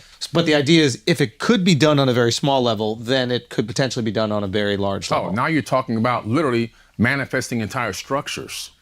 Oh, You send into the computer the blueprint you want, so this is 3D printing. and this thing prints out a whole building like this. When I went to Angkor Wat, before I get back to the pyramids, I took people on a big tour of Angkor Wat. My What is second Angkor time. Wat? That's the largest temple complex in the world, located in Cambodia. Oh, wow, okay. And it's a pyramidal type structure. It's got the 3 rises on it, and it looks like poured rock. It's massive. It's a megalithic. The X-Men mansion is based on this thing. Can we bring that up, Mark? All right. And what's it called? Angkor Wat, Angkor W-A-T, 2 words. Angkor, Angkor, then Wat, W-A-T. Now, what's interesting about Angkor Wat is the legend of the indigenous people there Yeah, I've seen this. is that it was built in a day and a night. But is this like biblical day and night? Like obviously. No, it's day and night. They said the gods built it in a day and a night. But that's not the only account of hearing that. It's been said in many, many different cultures around the world that a lot of these structures were built at a very rapid pace. In other words, again, foreknowledge, understanding, construction techniques. They have the whole thing ready to go. They understood. It's the one in the middle there. The middle down. Right here? To the right. Right. Yep, that's it. Yeah. Now look at that moat. This moat, which goes around Angkor Wat, I forget how many hectares it is, but it's more mass of mud removed to create that moat around Angkor Wat than the pyramid itself. Oh, so the moat isn't natural? No, it's man-made. What? It's more mass than the Great Pyramid by multitudes. Now, Meaning they had to excavate. they had to excavate. But And how did they get the water for it? Did they Listen. excavate up until a river or Good something? question. Yeah. There's mountains, there's a flow of water coming in, there's some water coming from underneath, and also they had to utilize that water for irrigation. So you're talking about calculus, you're talking about geology, Yeah. you're talking about advanced mathematics, you're talking about excavation there it goes, right there. Look at this look. Excavation technique. I mean, that's insane. You don't, as a civilization that long ago, say, you know what, let's drain all of our resources to dig this hole in the ground. So there's no way that was already naturally forming. No, they created it from scratch. I mean, it's a perfect square. That's Yeah, pretty they wild. created it from scratch. And what's interesting about it is Holy this. shit. You don't move more mass in the Great Pyramid on a hope and a wish that it's going to work. Think about that for a minute. Do you drain your entire civilization's resources to dig out that much mass and hope it's going to create irrigation and water flow and sustain its height and levels and everything else? I mean, this is more impressive. Digging out that much Foreknowledge. mud is way more impressive. This is foreknowledge. You don't do this. You don't start a project like this until you already know it's going to work. But like, how would you even, like, I can understand the idea of moving big blocks, right? And even cutting big blocks. But digging out a moat of that size with what? Yeah, exactly. Shovels? You know what I mean? Like a block is the size that it is, right? You can maybe carve it out of, some sort of like limestone valley. And then let's say you could move it with ancient techniques that are, seem pretty rudimentary to us now, but in Right. reality they were effective. Let's say that. Moving big things is possible. It's possible. But to dig out that much, Yeah. I mean, it would just be hundreds and hundreds of thousands of people Yeah. with a shovel can't even be that big at a certain point in time. It's like, what the fuck? 13 feet deep. 13 feet deep. Yeah. Pretty wild. When you do the math, And then how on do you the side- maintain the walls? Yeah, it's all Because wouldn't like you high see this, tech. But you see this happen, I think, with rivers. Like the reason why rivers have these bends in them. There's a mathematical formula that can predict the bends in a river. Correct. And the erosion patterns that happen on rivers cause the river water to sway, Meanders, which yeah. further erodes, and then the water comes back in the other direction, which further erodes. So you can actually calculate the bends in a river. The same thing, I mean, granted, water's not flowing here, but it would flow in. You would have erosion of these walls, right? Yeah, yeah. I mean, that seems pretty Logical. That's incredible. And So are they reinforcing it in some way? it has to be. I mean, I have not been able to That's dive fucking down there and crazy. take a look myself, but it has to be reinforced. It has to be a water break of some type that keeps it from, and it's also a pool. Is this water stale? No, it's fresh. It's good water. But flowing from where? Like eventually, the water would go stale. It rotates down from the mountains. It flows through, and then even they have these tubes that go out and irrigate fields local nearby. So they also use it for irrigation. This is advanced knowledge. And this is how many years ago? Thousands of years ago. They try to say that this was built only about maybe 800 years ago by this king who lived to the age of, I think he only lived to the age of 45. It would have been impossible for that work to be done with the rudimentary tools that they said he used in the time frame that he was alive. And you look at the glyphs, this thing is littered with hieroglyphs. I mean, sophisticated hieroglyphs that are laser etched, and every square inch is covered, which means we're talking about something, in my opinion, super ancient. This thing could be 20, 30,000 years old. I think the king who put his name on it did what everyone else does. Wait, you Goes find in, some hot finds shit. it, cleans it up. Yeah. It's mine. You know, refurbishes it a little bit. This is mine. I built this. No, you didn't build it. Is there any cool stuff that's in the hieroglyphs or the? Well, there you go, right there, the dinosaur. The what? See that dinosaur, that Stegosaurus? Right here? No, that's Brontosaurus. On the down he's left. right. Down left. Brontosaurus. Then down Oh, left. there's Yeah. the Stegosaurus. Stegosaurus, Holy yeah. shit! Yeah. I took a picture right next to that thing. There's several of them over there. And so what it proves is, Oh no! it proves that these people knew what the dinosaurs looked like with the meat on their bones, which is pretty interesting. Oh no! So even if they found a skeleton, they might not see like all the Yeah. scales and stuff. And the muscle structure and everything else. yeah, to me, it's the muscle structure that's Yeah. more impressive Right. than the actual. Yeah. Now, is it possible? Wow. Fuck. Yeah. That one's tricky. Yeah. How did Stegosauri exist in this part of the world? I don't know. Like, can we look at Asia and see if there's? I've never looked into it. I imagine like the landmass that is China now extended into the Asian Pacific. Yeah, it's all, it's So all Asian. it would be possible that these animals would be Yeah. frequenting these locations millions of years ago. Whoa! Okay, what other cool things that just make no sense? This is where they filmed the Temple of Doom. Got it. Yeah, Temple of Doom was filmed there at Tao Prom, which I went to Tao Prom. But these sites are all really majestic and super ancient. But what about are there other like dinosaur images? Is there there's, other imagery of there's anything about else? 4 more dinosaur images at the temple. I don't know if you can. What about the find top them left online. one, Mark? Right here? Yeah. What is there? There's a long-necked creature. It could be a camel. Looks like an elephant. That's an elephant. That looks like an elephant. Yeah, they have a lot of elephants in the. Oh, okay. Yeah, that in makes the glyphs. sense. Look at these 3D glyphs, though. They're pretty elaborate. Oh my God. And they're all over the place. Detail. Imagine covering hundreds of miles with those glyphs nonstop from the top of the wall, from the bottom of the wall to the top of the wall. Okay, let's assume, for example, it did happen 800 years ago. What other majestic creations did this culture that was clearly so advanced for the time create? It wouldn't be one thing, right? No. It would be many, like you see in Egypt. Yeah. There are many different pyramids. There are many different structures. So what else is... There's about 40 incredible temples around that same area. Got it. So it's not just this one No, thing. it's not just that one thing. There are literally, I haven't even been to all the temples yet, and I've been there twice. It takes 38 hours to get there. What? Yeah, it takes 38 hours to get there, man. Why? It's hard to get there. That's how far away it is. You got to fly from, well, I live in Florida, so I got to fly from Florida to Qatar usually, from Qatar to Bangkok, from Bangkok to Cambodia. Yeah. Wow. It's hard to get there. And what was this temple used for, in your opinion? Well, that's interesting. There's a gigantic pool on the inside of this, on the second story. It's a megalithic pool that has to weigh, I don't know how many tens of thousands of tons, and it's on the second floor. There's another one on the third floor. There's a famous picture of me getting blessed by a monk sitting in front of one of those pools. The water's not in them. There goes one right there. Get the fuck out of here. I mean, what's supporting that structure? I mean, how did they know how to build this? And each one of those stones in the basin are super megalithic, like in Egypt, massive, like super massive. If I was standing, you'd get some size comparison to how big those stones are. Mm-hmm. And they're just sitting there, you know? And there's no collapse. After all these thousands of years, there's no collapse. And why would there be collapse? Well, if you don't understand how to distribute weight loads, if you don't understand calculus and mass ratios, this would collapse. But this is thousands of years and it's still sitting there perfect. I bet if you fill it with water, the water wouldn't even leak out of it.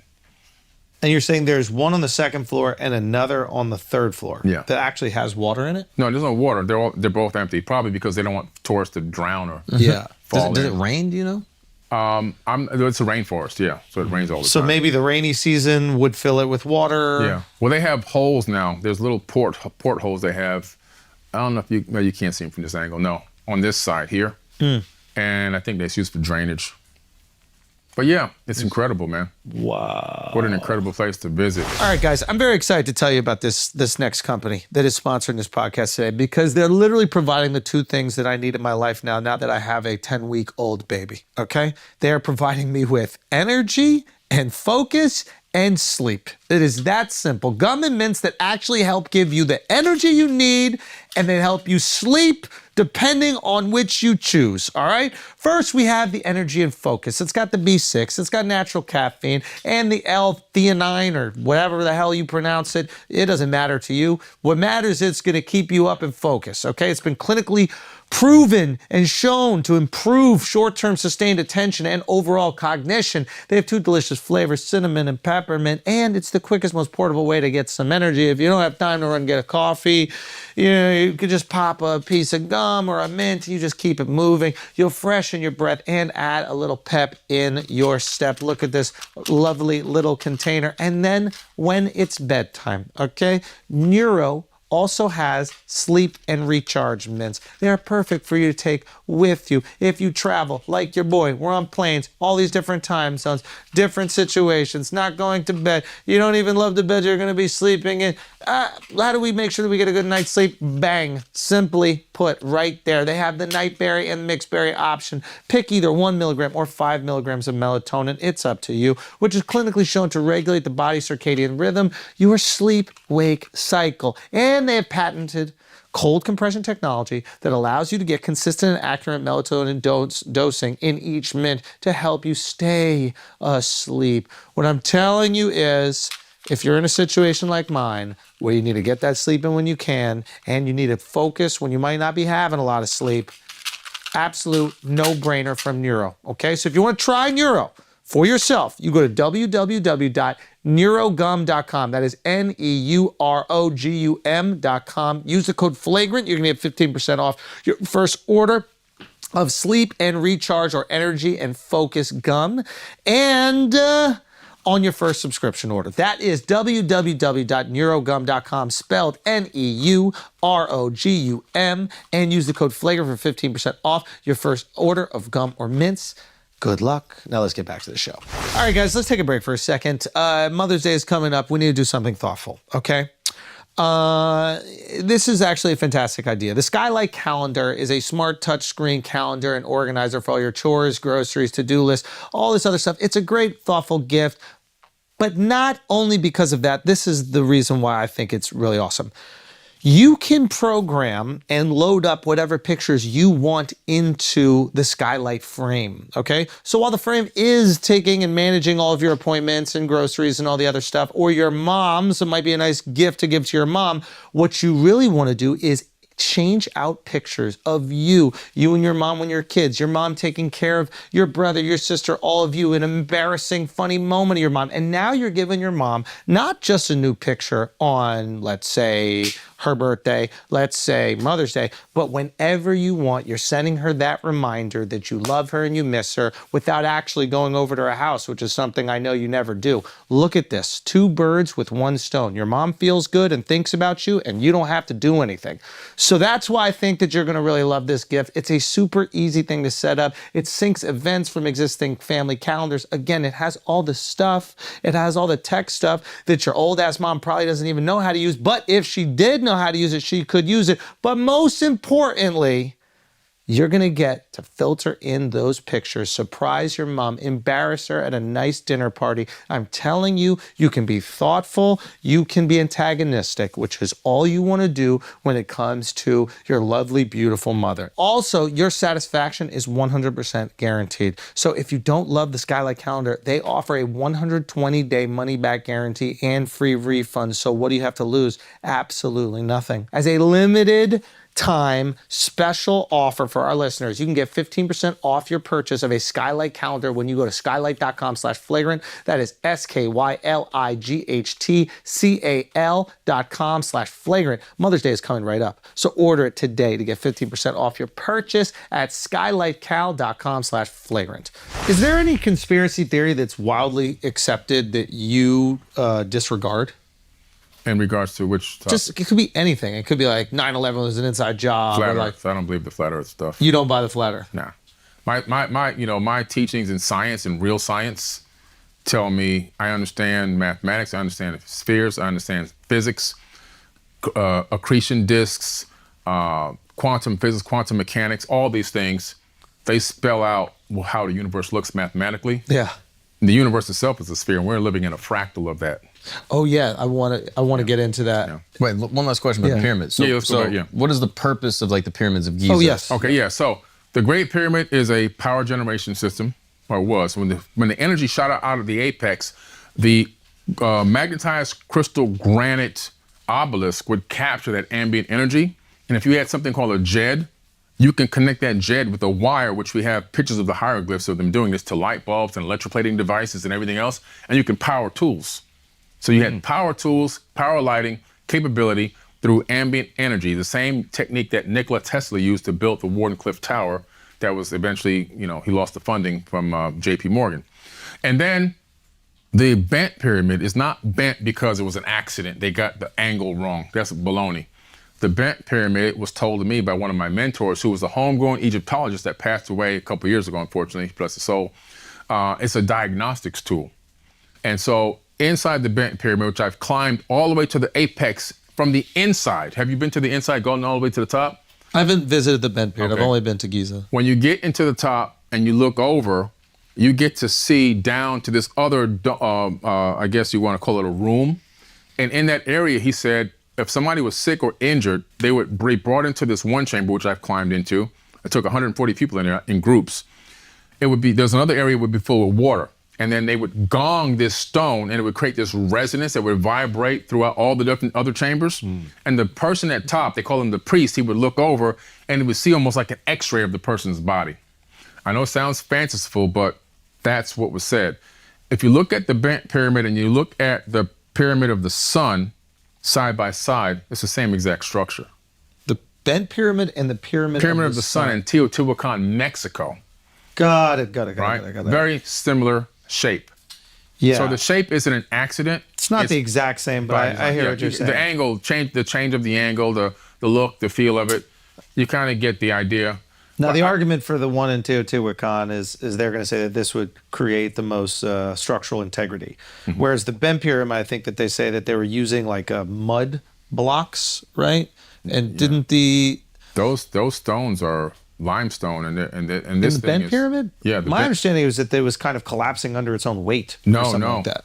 The bent. I'm doing a whole show on this. I believe. Yeah.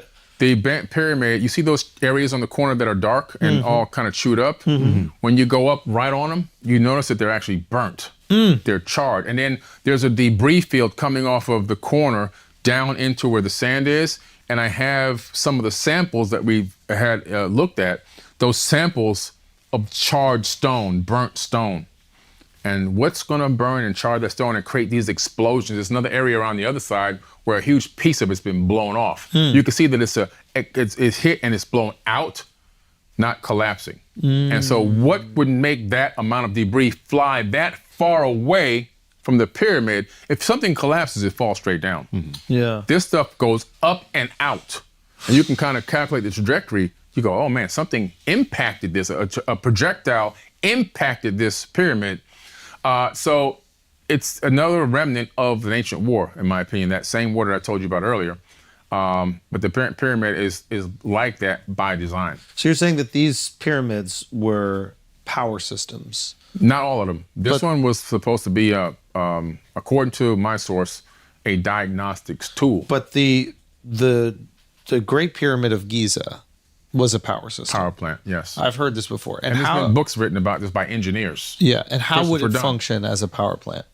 Well, it functions well. Like I said, running water underneath granite creates physiostatic electricity. Yeah.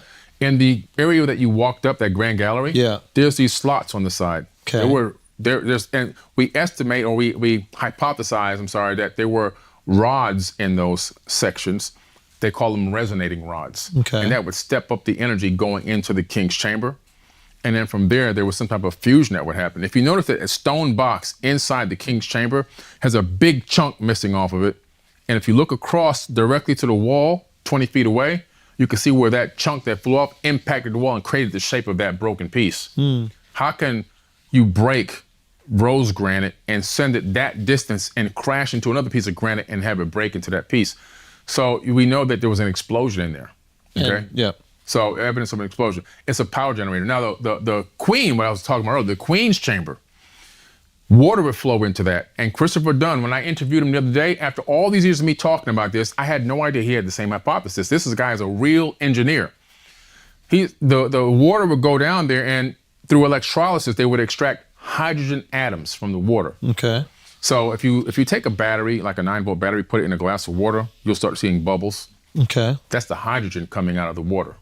Okay. You're extracting it's that easy to do. It's not hard. I'm trying to make the point, like, it's not like real science. It's simple. You just need to understand positive and negative volts. Anyway, but why hydrogen? The shafts of the pyramid, those open shafts, they align with star systems.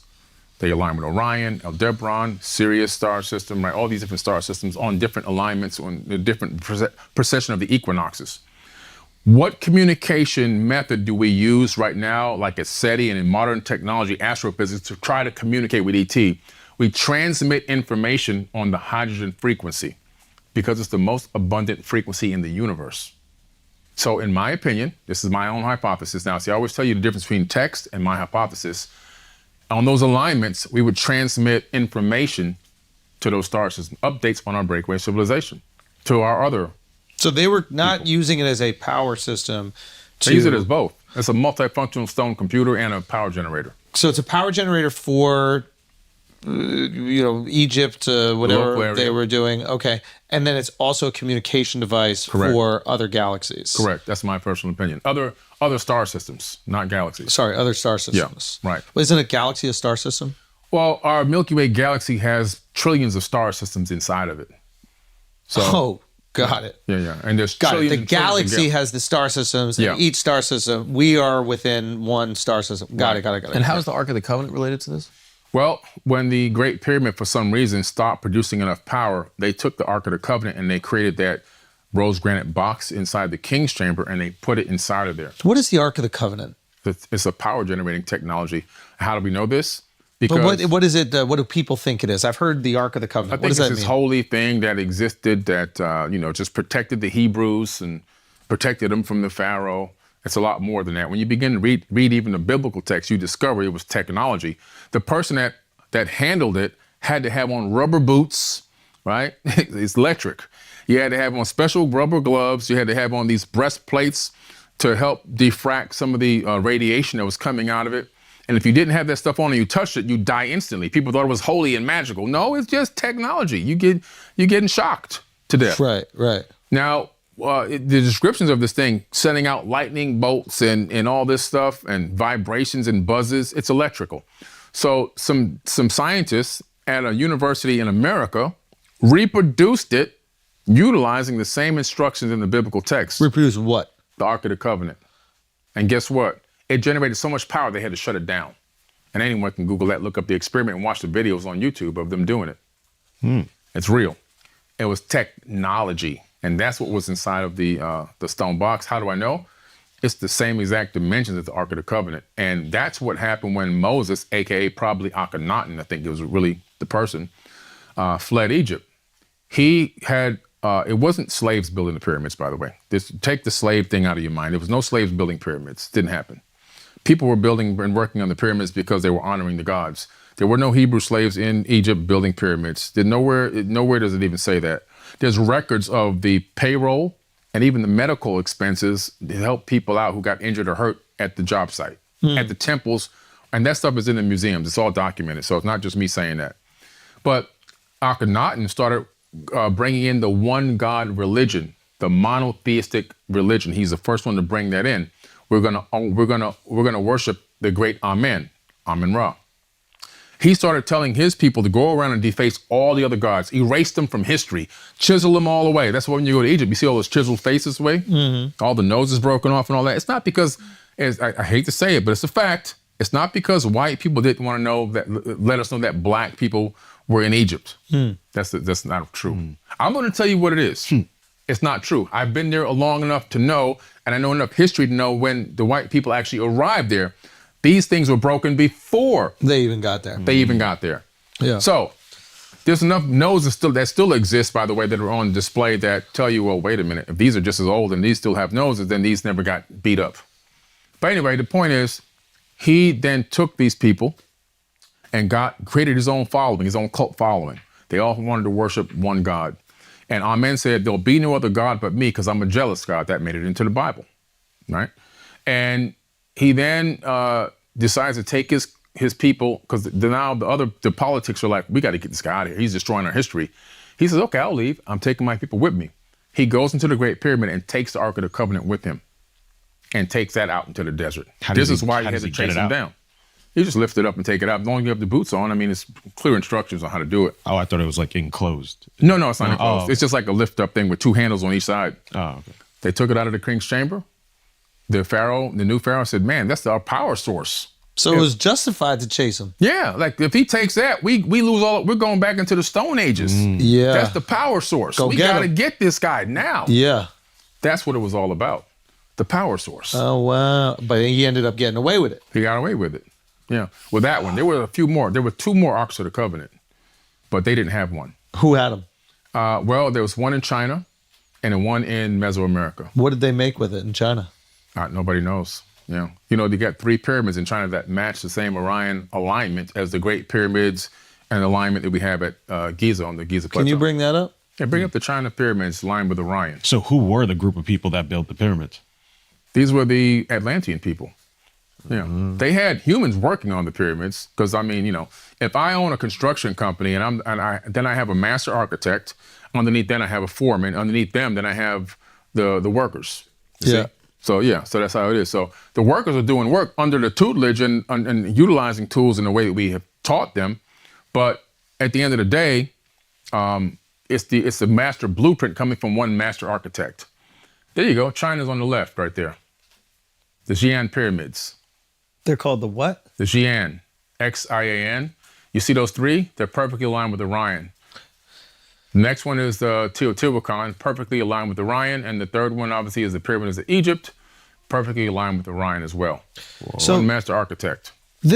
Now, a traditional mainstream scientist would look at this and go, of course, we're going to align these structures with the 3 brightest stars in the galaxy, right? Yeah. And if there was nothing to read back then, there was nothing to watch, there's no TikTok, there's no Instagram, the coolest thing going on is the night sky. Right. And when you look up in the night sky, you start making shit out. Oh, that's Orion's belt. This is a whale. This is a giraffe, whatever it is. Okay, so that's what the traditional mainstream Correct. Philosopher or scientist would say. Can we see the just pictures of the pyramids not aligned, just like face on? I never knew that there were these pyramids in China. It's hard to get Access to them? It's hard to get access to the face-on lot, because China doesn't want them out. They don't even let people visit them. There's one. Why is that? They're keeping them sacred. You see, there goes one there. They've got it nicely covered with some nice trees. Yeah, did they plant these trees? It looks like Yeah, they've they been planted. planted them. Yeah, they covered them with dirt and planted trees on top of them. And why do they want to plant? Why do they want to cover this? What benefit would that be? They just don't want people to know that There's an advanced there's civilization. advan- yeah, exactly. The more cover up, more. The Chinese pyramids and the pole star. Is that's not beneath the pyramids, is it? All No, these that's a statues? different area right there. He's looking at the So the terracotta the warriors. the terracotta wars. Yeah, that's totally different. But yeah, Wow. a lot of incredible stuff there in China. Whoa. But yeah, they got the pyramids too. Now, the alignment is extremely hard to do. So that alignment happens on a processional period. So you're talking about a massive span of time. You're talking about it has to align every, depending on the procession, every 13, 14,000 years, right? So all of a sudden, you look at the Younger Dryas era, where we had a mass extinction level event happen right above Syria and just decimated that whole region and down even into Asia. Not the perfect time to be building a pyramid complex. So you got to go back another processional period to get the right alignment to make sure it works. And you have to build it to that where it aligns with these stars show up right over the pyramids on a specific time. So now we're going back 36,000 years, the same age as the Great Pyramid, the same age as the Emerald Tablets of Thoth. Whoa. Can you tell us about the, not Göbekli Tepe, but there's another ancient structure right near there that you had talked about? Derinkuyu? I think so. Yeah. Derinkuyu is an amazing underground city. There's a bunch of them. Yeah, there's a bunch of them, correct. And this one was discovered by a farmer. And when they opened it up and went down there, it can hold up to 30,000 people going down 12 stories deep into the ground. To the water level. Yes. And even areas for worshiping and cattle, Livestock, and all of that. No sign of any collapse. 14,000 ventilation shafts leading to the highest levels to bring oxygen to the people at the deepest level. And what is your That's advanced hypothesis? technology, because when you have a ventilation shaft this wide, an inch or two wide, cutting through solid stone down 12 stories, what kind of tool can do that? Yeah, that's interesting. How do we Why do would that? they build it though? Why would they want to live underground? Good question. All the cultures around the world, all the indigenous cultures have the same story. At some point, there was a disaster. It's not known if it was war or geological. It's not known. So geological would be comets or something like Right. that, and war would obviously just be Yeah. a neighboring tribe. Right. Yeah. So these people called the Ant people took them underground. The Lakota tribe, the Hopi tribe, the Aboriginals, the people of Egypt also. And go to the Cairo Museum, you see the Ant people depicted there that took them to underground chambers. And then, of course, the people in Turkey, same story. They were taken underground. This structure was built to keep them alive, not by them, by the gods. Pretty interesting. And why would the gods just stop whatever was going on? We're talking about some people with big egos. It was always, I'm the best. I'm better than you. I got the most resources. At one point, how the war happened, when they came to this planet, they were forbidden to touch the WMDs, the weapons of mass destruction. This was his tablet, weapons of mass destruction. They stole some from Nibiru and brought them here and hid them in a mountain. But they swore that they would never use them. But then, of course, some of the relatives discovered them years later and decided to go get those weapons and use them, which created the evil wind on Earth, which started killing a lot of people. And then that's when they said, well, Enki went to his father, Anu, and said, can you stop the evil wind? And he goes, no, I can't. So get in your skyship and forebode. That means get the hell out of here. Is there a part of you that's like so much of this isn't proven? Mm-hmm. Is there a part of you that goes, man, one day I might, one day, we're all going to pass and you might not know what really happened, what's really going on in the world. It's a And fact. Does that frustrate you? Have you accepted that these things just can't be proven? Like how do you, I see it like this. I'm planting seeds for trees that are going to grow that I'll never sit in the shade of. wow. And you're okay with that? I'm okay with that. I've done my part. In the grand scale of things in this incarnation, I feel like I've done my part. Do you ever wish that you would get a sign from these advanced beings, from these cultures that exist in different galaxies or solar In systems? 1977, when we moved to Miami and Opelika, we lived next to the Opelika airport. I was outside in my backyard. This is how I got into all this. I was watching the planes go over my house in the backyard because it always intrigued me. How can the plane be going so slow, but I know it's got to be going fast to stay in the air? Then this day, this thing came across and cleared the horizon in seconds, not minutes. And it was a glowing, not a full-size cigar, not really an egg, but kind of in between, metal, glowing metal. And it went across and then it stopped and it came back and hovered above me and was gone again. I went running in the house. I told my mom, oh my God, I can't believe what I just saw. It didn't have a wing, fuselage, none of that stuff. I knew what an airplane looked like as a kid. And I went to my library the next day at my elementary school, Rainbow Park Elementary in Opelika, which is still there. And I told my teacher I have to get the encyclopedia, the old Google. And I went and got all the aerospace information and started researching swept wing, delta wing, intercontinental ballistic, all the different types of submarines. I looked for anything that I could see to what I saw in the sky. I never found it. But that's what led me down this whole rabbit hole, the discovery. I became a kind of a quasi-aerospace historian, and that led me, eventually, technology led me into ancient civilizations. So you think you saw an alien spaceship? Yeah, because back then, I don't believe we had the technology to create a ARV, an alien reproduction vehicle. I think what I saw was probably a real UFO. Wow. Are you the first black guy to see a UFO? No, I'm not the first black guy. I'm just one of the, I'm not probably not one of the first because I know there was Benny and Barney Hill. Barney Hill was a black guy who came out. I think it was in the 60s or 70s about his abduction situation with him and his wife. And him and his wife were abducted, and they gave an account of what these beings showed them as where they came from. And nobody knew where the Zeta Reticuli star system was at that time. It didn't exist in our star maps. Later on, it came out. A person says, wait a minute, and they put it together and said, this is Zeta Reticuli. We found this star system now. Now we know where they say they were from. Pretty interesting. Wait, hold on. So this couple described a star system that they could have no prior knowledge of? Correct. Meaning they couldn't have gone to school and learned about this or read about this anywhere. Right, exactly. Later on, we find this star system. Yeah. And then who connects the dots? An astrophysicist or astronomer connects the dots and says, wait a minute, this is Zeta Reticuli. Okay, so you see this thing. And again, we don't know. It could be advanced technology that we have that you saw. It could. Right. Science is full of uncertainty, which I learned from Professor James Gates yesterday when I talked to him about supersymmetry and stuff in an interview I did with him just yesterday. And that uncertainty is always there. You can never say anything for 100% certainty. And so because of that, there is always a possibility that it's something else. I had dinner with Bob Lazar. Okay. And my takeaway from the dinner with Bob was going on Rogan, and Rogan asked me if I wanted to come to dinner. So we went to Fogo de Chao. Wow. As you do. And Bob was there, and Jeremy Corbell was there as well. Yeah. And Bob believed what he saw. Now, that doesn't mean that it's not advanced technology that we have, that we've created. But I do believe that he was working on something, and he believed it was alien spacecraft.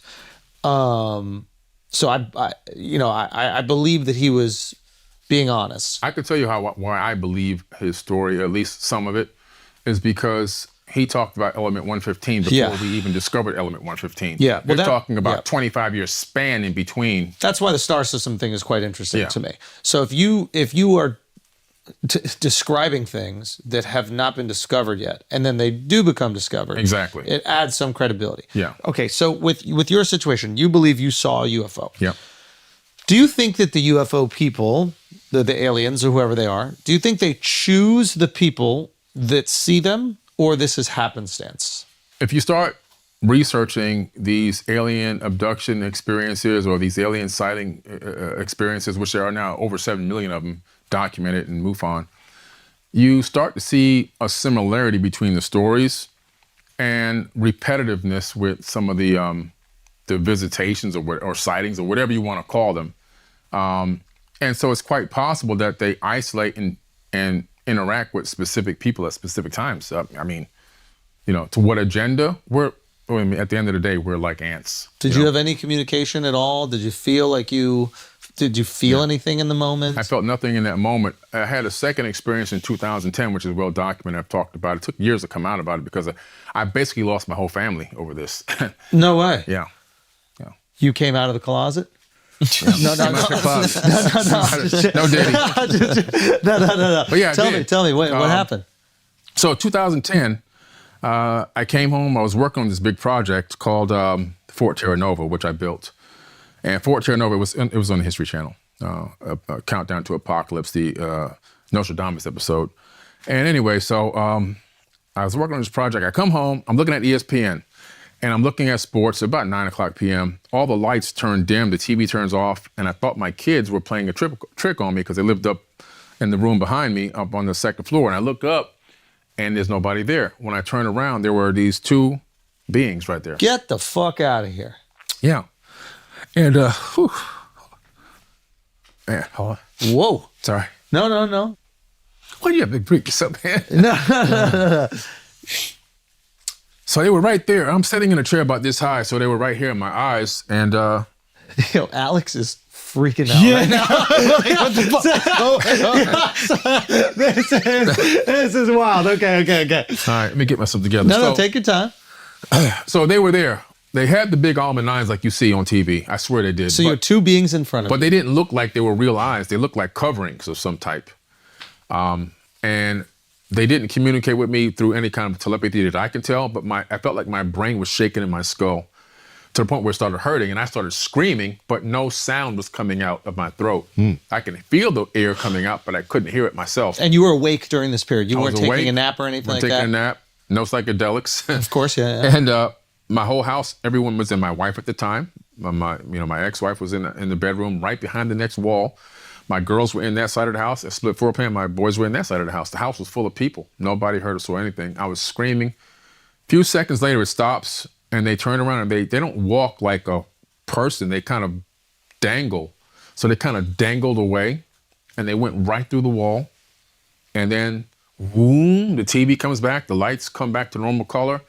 And that's when I went running around the house, and it was just traumatic for everybody, and it was like the straw that broke the camel's back. There was other reasons why, but I ended up my one son, Giovanni, he's told me I'm scared to even come around you, and still to this day, he rarely ever calls me or comes around. It's kind of like I lost my son. I made no money off of this. I got no exposure off of this. That's why I kept it quiet for so long. Lost my family, created a lot of dissension. I remember we were on the highway one day, and my wife was driving at the time, my ex-wife, and she slammed on the brakes, and it was like, just get out of the car, because the kids were scared, and I was like, I'm sticking to my story. I'm not changing my story because this really happened to me, and they just didn't want to hear it. But her parents were Jehovah's Witnesses, so everything was of the devil, and so it was a pretty traumatic experience. It took a long time to talk about it. The only reason why I came out with that information was because I started running into a lot of people at conferences that would come up to me and tell me that they were having these experiences. They were horrified to talk about them.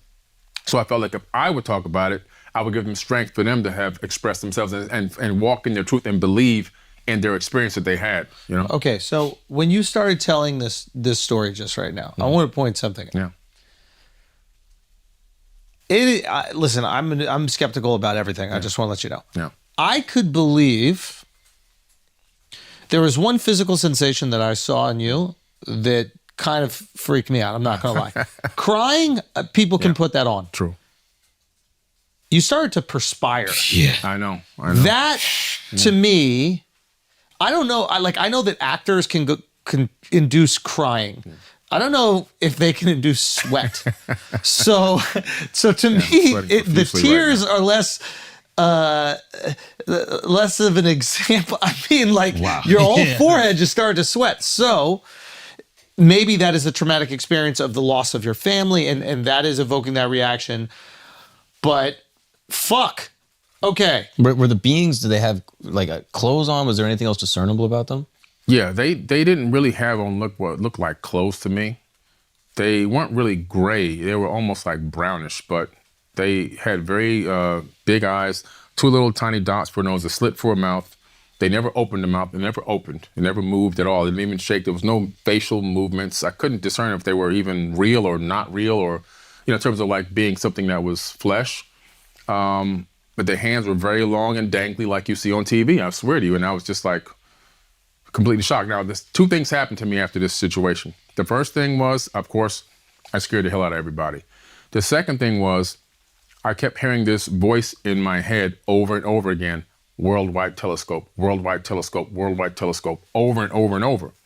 So finally, the next day I got so tired of this, I couldn't stop this noise, this phrase. What was the sound of the voice? What was the... It sounded like my voice. It's your own voice. My own voice. Echoing worldwide telescope. Worldwide. Over and over and over again. So I go to my computer. Back then, Google wasn't a big name yet. It was excite.com. So I get on excite.com. I type in worldwide telescope, but you can type it in on Google now. First thing popped up was worldwidetelescope.org, and I almost fell out of my chair. Worldwidetelescope.org is a site where all the space probe data from all the missions into space exists based on taxpayer and research data. So you can download this. Back then you had to download it. You couldn't just web. You didn't have www4 or whatever they call it now. But now you can just run it from the app, from the browser. But back then you had to install it. You can still install it if you want. I go in there. I go in and I go, okay, what is this? And I see Moon, Mars, all these other planets and so forth and star systems. I click on Mars. I click on Mars. Then I see panoramas pop up. I go, panorama. I click on panoramas. The next thing I know, I see the names of panoramas. So I click on McMurdo Valley. I go into McMurdo Valley and I start seeing things that don't belong. What's a panorama? It's like just an image? A wide image, but it's not just a it. regular image. It's an image that allows you to zoom in, zoom out, pan left and right from the rover's perspective. So you're looking at images that have been taken from spacecraft. From the Mars rovers. The Mars rovers. Yeah. Of Mars? Spirit rover and Opportunity rover. But they are of Mars, or they're of... They're of Mars, on Mars. Got it, okay. Yeah. Spirit rover is no longer operating because one of the last images it transmitted looked really strange. And I think they just blew it up or something. they never turned it back on after that one. But these things that I saw on the surface between the presidential panorama and also McMurdo Valley, they didn't look like they belonged on Mars. They looked like broken down structures from the Middle East. And I was like, what the hell is this? And the more I looked, the more of these anomalies I kept seeing. So it led me down a whole rabbit hole into anomaly hunting. That anomaly hunting got me into researching these ancient civilizations. That's how it happened. That's literally how it happened. So because of that experience, I became an expert in ancient civilizations, literally. That's how I got into it. And do you feel, is this an example of the... Yeah, that's the Spirit rover right there on the upper left. And there's a lot of anomalies. We've documented so many crazy anomalies over the years. And I can send you some if you want to pop them in there. Just some crazy stuff that made CNN, that made CNBC, Fox News. A lot of our stuff has been featured in the news. We've downloaded over 1 million of these panoramas from the space agencies, and we've now documented over 60,000 anomalies. Things that don't belong there. Everything from pyramids to ankhs. Yeah, what is the craziest image that you have documented? The craziest image I would have to say would be this object that looks like, I gotta say looks like, because we're not there, looks like an airplane. Another one would be this statue on the side of Victoria Crater. And I can pull these up and give them to you. Another one would be these ankhs. We found several ankhs laying around in the sand. What's an ankh? The Egyptian ankh. The cross with the loop on top. Oh. Yeah. What are those doing up there? And so, yeah, I'm just saying. That's a good point. What's that doing there? But that's a good question. Crazy. So, okay. I don't want to lean too much into this, but I would be remiss if I did not ask you. Yeah. It must be, I would imagine, if I was someone in your shoes and I had there now... That's Victoria Crater, by the way. Man, get the fuck out of here. No, that's real. You can pull it up. Anybody can pull these up. That's what I love about these. I always give the source link so anyone can pull them up. Any person. Now, obviously, that's been colorized to make it more visible. To make it pop out, yeah. There it goes, uncolorized. But even uncolorized, it's still just a little bit crazy. It's there. And there's even more on that crater but it's to the left, which that's not a good. It's not a wide panoramic shot, but there's more. Yeah. A lot more there. Okay, so again, I would be remiss not to ask this. You have a sighting with a UFO, then you have an interaction with beings, Yeah.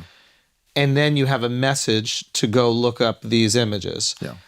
I would imagine someone in your shoes, it would be very difficult to not follow this. I don't even want to say line of thinking, but follow this. They've almost like edged you in a direction. Yeah. It would be very difficult to not run down that hallway. So I would imagine it would be hard for a person in your shoes after having these experiences to not think, hey, they want me to go look into this stuff. That's correct. Is that kind of what you feel? That's a fact. Now, what I've done is to try to combat the nudging that's happened.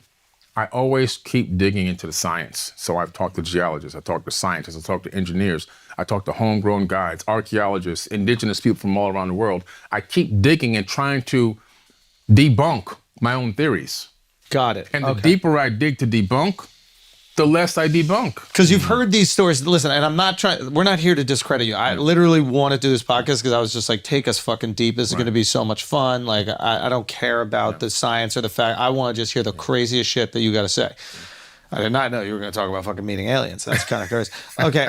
But I can also imagine that if that happened to me, I would go down this rabbit hole and I would just see how deep it would go. And I would also maybe even feel like it was my purpose to do this thing, right? They've chosen me. Mm-hmm. And what have they chosen me to do? So what, if you do feel that way, why do you think they've chosen you? And two, what do you think that your purpose is?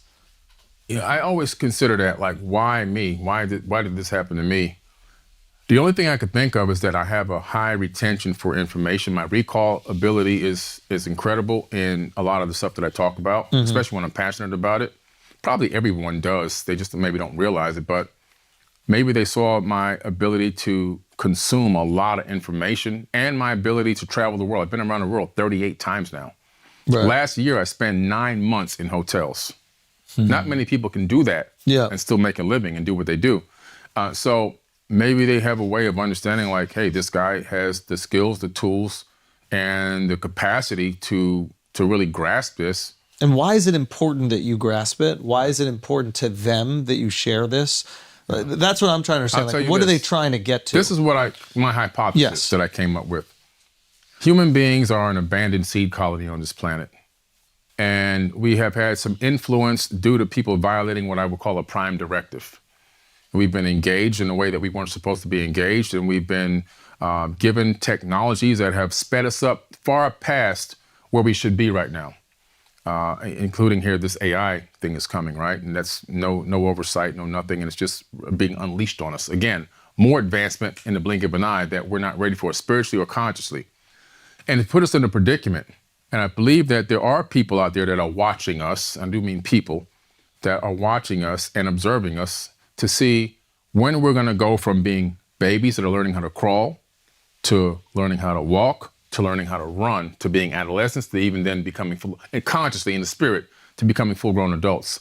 I think that mankind is a baby learning how to crawl. And every now and then when a baby learns how to crawl, it plops down on its stomach, right? Because it has to get the strength. We've plopped down on our stomach a few times. Those will be some of the hiccups in our civilization right now.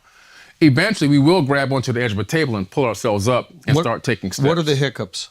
Hiccups, racism, slavery, inquisitions, religion. Atomic bombs, maybe? Atomic bombs, technologies that we're not ready for. All these things are the hiccups, right? Police brutality. My dad was killed by police, And so all these things, you look at it, and from a perspective of right now, it looks like things are getting worse. But it's actually the greatest time to be alive. Mm-hmm. There's no bubonic plague, there's no black plague, there's no Spanish flu. Those things almost wiped out human beings. Yeah. There's no papal inquisitions, there's no American Holocaust, which nobody talks about. 111 million indigenous natives of the Americas slaughtered in 70 years. Nobody talks about that, but that happened, right? And so that's not happening right. I can go outside, you can go outside. We don't see dead bodies laid all over the street right now. Now, are there things going on like in Israel and Iran and all these other things? Yes. But overall, Yeah. on a mass consensus, it's the greatest time to be alive. Yeah. And so we're at the stage now where we have an opportunity to grab onto the edge of the table and pull ourselves up and begin to take those first steps. But after we take that step, what's going to happen? We're going to fall and we're going to cry. But when the challenge is when we pull ourselves back up, how long will it take for us to get a good walking gait? What is the definition of walking? Controlled falls. We have to learn how to control our fall. That's how you achieve a golden age. And I think that they're waiting at some point for us to see, for us to realize when we can stand up and we can start taking those steps in the right direction. And then they give us some good shit again, or It's quite possible that gives us the ability to get open communication.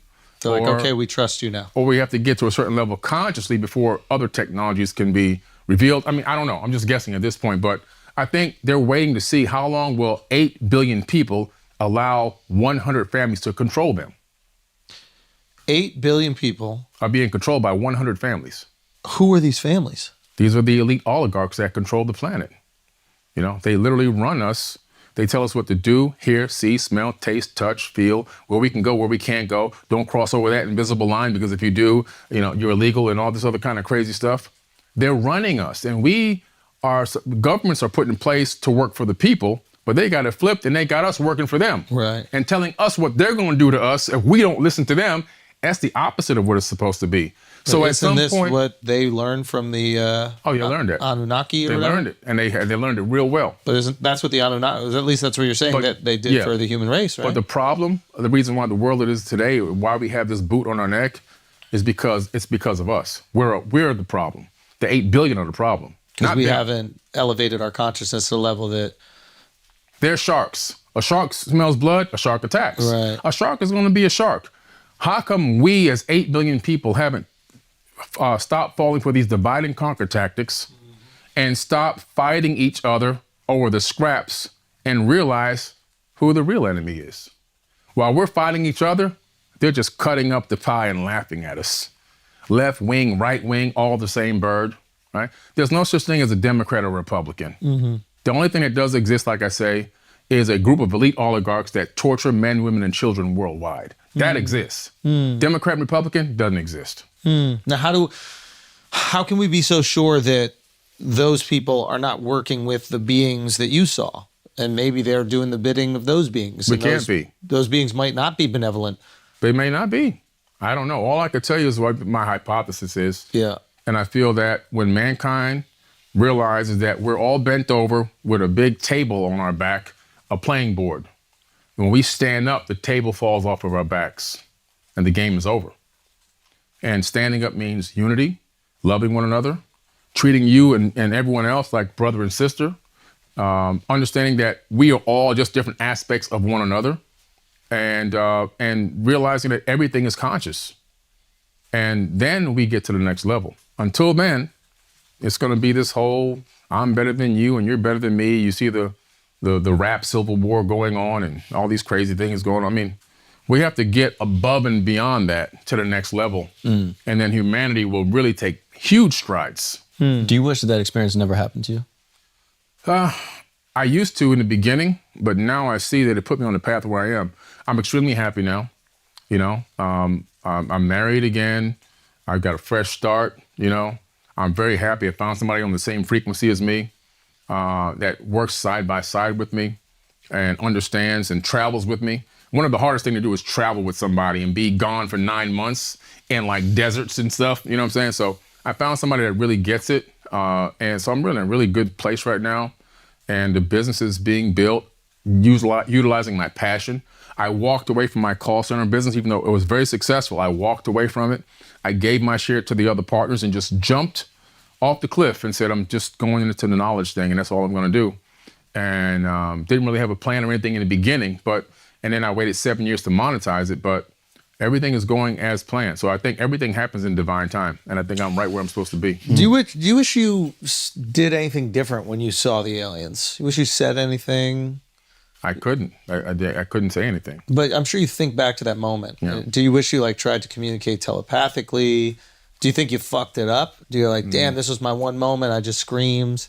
I don't think so. I think whatever that shaking was, it did something to me. Maybe they were just trying to put something in my head. I mean, I have no idea. Are you familiar with Aleister Crowley's depiction of Lamb? No. Have you heard of this? Aleister Crowley's depiction of a lamb? Of the entity that he was talking to. Oh, the entity. Oh, yeah. Was that similar to what you saw? Can you bring it up, Mark? That's horrifying. More like a clown. Like, it's like the big overhead, right? When it kind of goes out like this. Mm-hmm. Yeah. No, it wasn't like that. It was more like almost like the ones you see in the movies, which means it told me right away that these movie directors or whoever is writing these movies, they know what these people So not look like that. You see how his head is more like a big out like that with a big brow in the front. It didn't look like that, no. But that doesn't mean he didn't see that. Mm-hmm. I mean, there's so many different people that exist in the universe. You know. Do you feel like we're in end times right now? Like, do you make anything of like end time revelations or like biblical revelations of us being in the final days? Yeah, I looked into all of that, and I personally feel that we're in the beginning of times. I think we're going into a new age. We're heading into the age of Aquarius pretty soon, and we're in the age of discovery, revelation, and growth. And I don't believe in the end times doctrine. I think that the end times doctrine has been preached over and over again to keep mankind believing that he's stuck and there's a cap over his head. I really truly believe that right now is, like I said before, one of the greatest times to be alive. And I believe that we're in the beginning. So people say it's coming to an end. It's go, no, we're coming to the beginning. The beginning, like the Mayans said, we've gone through 4 worlds and we're heading into the 5th. They weren't talking about destruction. They're talking about a 5th world in consciousness. And I think that we're at the precipice now of going into the next level. And there's a fork in the road coming. Do we go down this side or do we go down this way? And so hopefully we're nudging, we meaning this podcast and many other people are nudging people in the right direction to get them to wake up, question their reality, question themselves, ask questions, do better research, stay away from the foolishness, and try to elevate themselves. Do you think Christ will return? I don't think the Christ will return in the sense that people believe a being is just going to come back riding on a cloud. I believe that the return of Christ is the Christ consciousness. I believe Christ said that the Christ will return, the Christ consciousness in each and every one of us. Each and every one of us has a crystallized consciousness, and you can achieve that through growth, through personal growth. And I believe that the return is when everyone obtains the same level of frequency of love, peace, and respect, dignity, and elevation. We all become adept initiates. We all rise and we all return at the same time. It takes a certain number of people to achieve a certain level. It's like that monkey effect. When a certain amount of people get that frequency, the mass expands around the planet. And I think that the Christ is a consciousness that's going to return to the planet, not a person coming from the clouds. Interesting. Fascinating. Yeah, that's Billy, this is some wild shit, man. I understand you don't want to change or fuck with your mind's makeup, but I really think you should like dive into like ayahuasca and some of that stuff. Only because I had a past life regression. Wow. And there was a moment where it's like I couldn't see my grandmother, but for some reason I just knew my grandmother was there. Wow. And it was kind of how you explained that scenario where it's like our mouths aren't moving, we're not communicating, but at the same time there's some level of communication. And I was like, oh, that was like eerily similar to. Wow. Yeah, so I was like, you might want to jump into that. You've explored everything else. Like, that's one realm that you haven't touched yet. Yeah, I'll back up my memory first into a DNA hard drive because they have those now. And then just in case, I'll have a backup. So that is the concern for you, is that if you do these hallucinogenic drugs, that you could some way alter your brain chemistry and then you would lose all of the productivity that you've had. Yeah, because I know right now, myself and my wife, we know 3 people that are gone. Yeah. Gone. Out there, like, who? They're gone. Yeah. I don't know if you can get them back. And so it's like, From psychedelics? Or? Yeah, now my wife has done psychedelics. She did mushrooms once or twice, and it worked out great for her. And she knows a few people that have done it as well. Worked out phenomenal. I think it's a great tool. I'm just like, let me get my memory. The risk is too high. Let me get my brain backed up. Thoth would back up his entire consciousness and transfer it from one body to another inside these rejuvenation chambers that he talks about, the halls of Amenti. which is now the 2045 project in Russia is working on the same thing. They've already transferred a monkey's mind into a computer. And now they're doing human mind into a robot. And then by 2045, a human mind into an actual avatar. And so, let me get that back up. I think we're working on that as well. Yeah, I the think Avatar the project. CEO of like Sirius XM or something like that, I think it downloaded his wife's consciousness or something onto some form of AI so we could like interact with it. There's a lot of tech out there. I mean, the Avatar project has been doing it for years with DARPA. What's so they have DARPA? DARPA, that's the black budget program for the American military. Oh. They take all your trillions of dollars, you don't know what they're doing with it. So they have been working on the Avatar project. They actually have it live already, where a field robot in a bunker somewhere controls a robot. A field soldier in a bunker controls a field robot thousands of miles away through a consciousness link. Can feel, can move, can see. Holy shit. But it's not really there. So if the robot gets blown up, the soldier's still alive. I mean, yeah, that's better. Yeah. It's better, but it's also worse. Yeah, no. Because if you don't have to be concerned with the casualties of war, then you don't have to be concerned with war. Yeah, they just put the AI in a real fighter jet and had it fight in a dogfight. Well, that's what drones are essentially, right? So that's Skynet is online.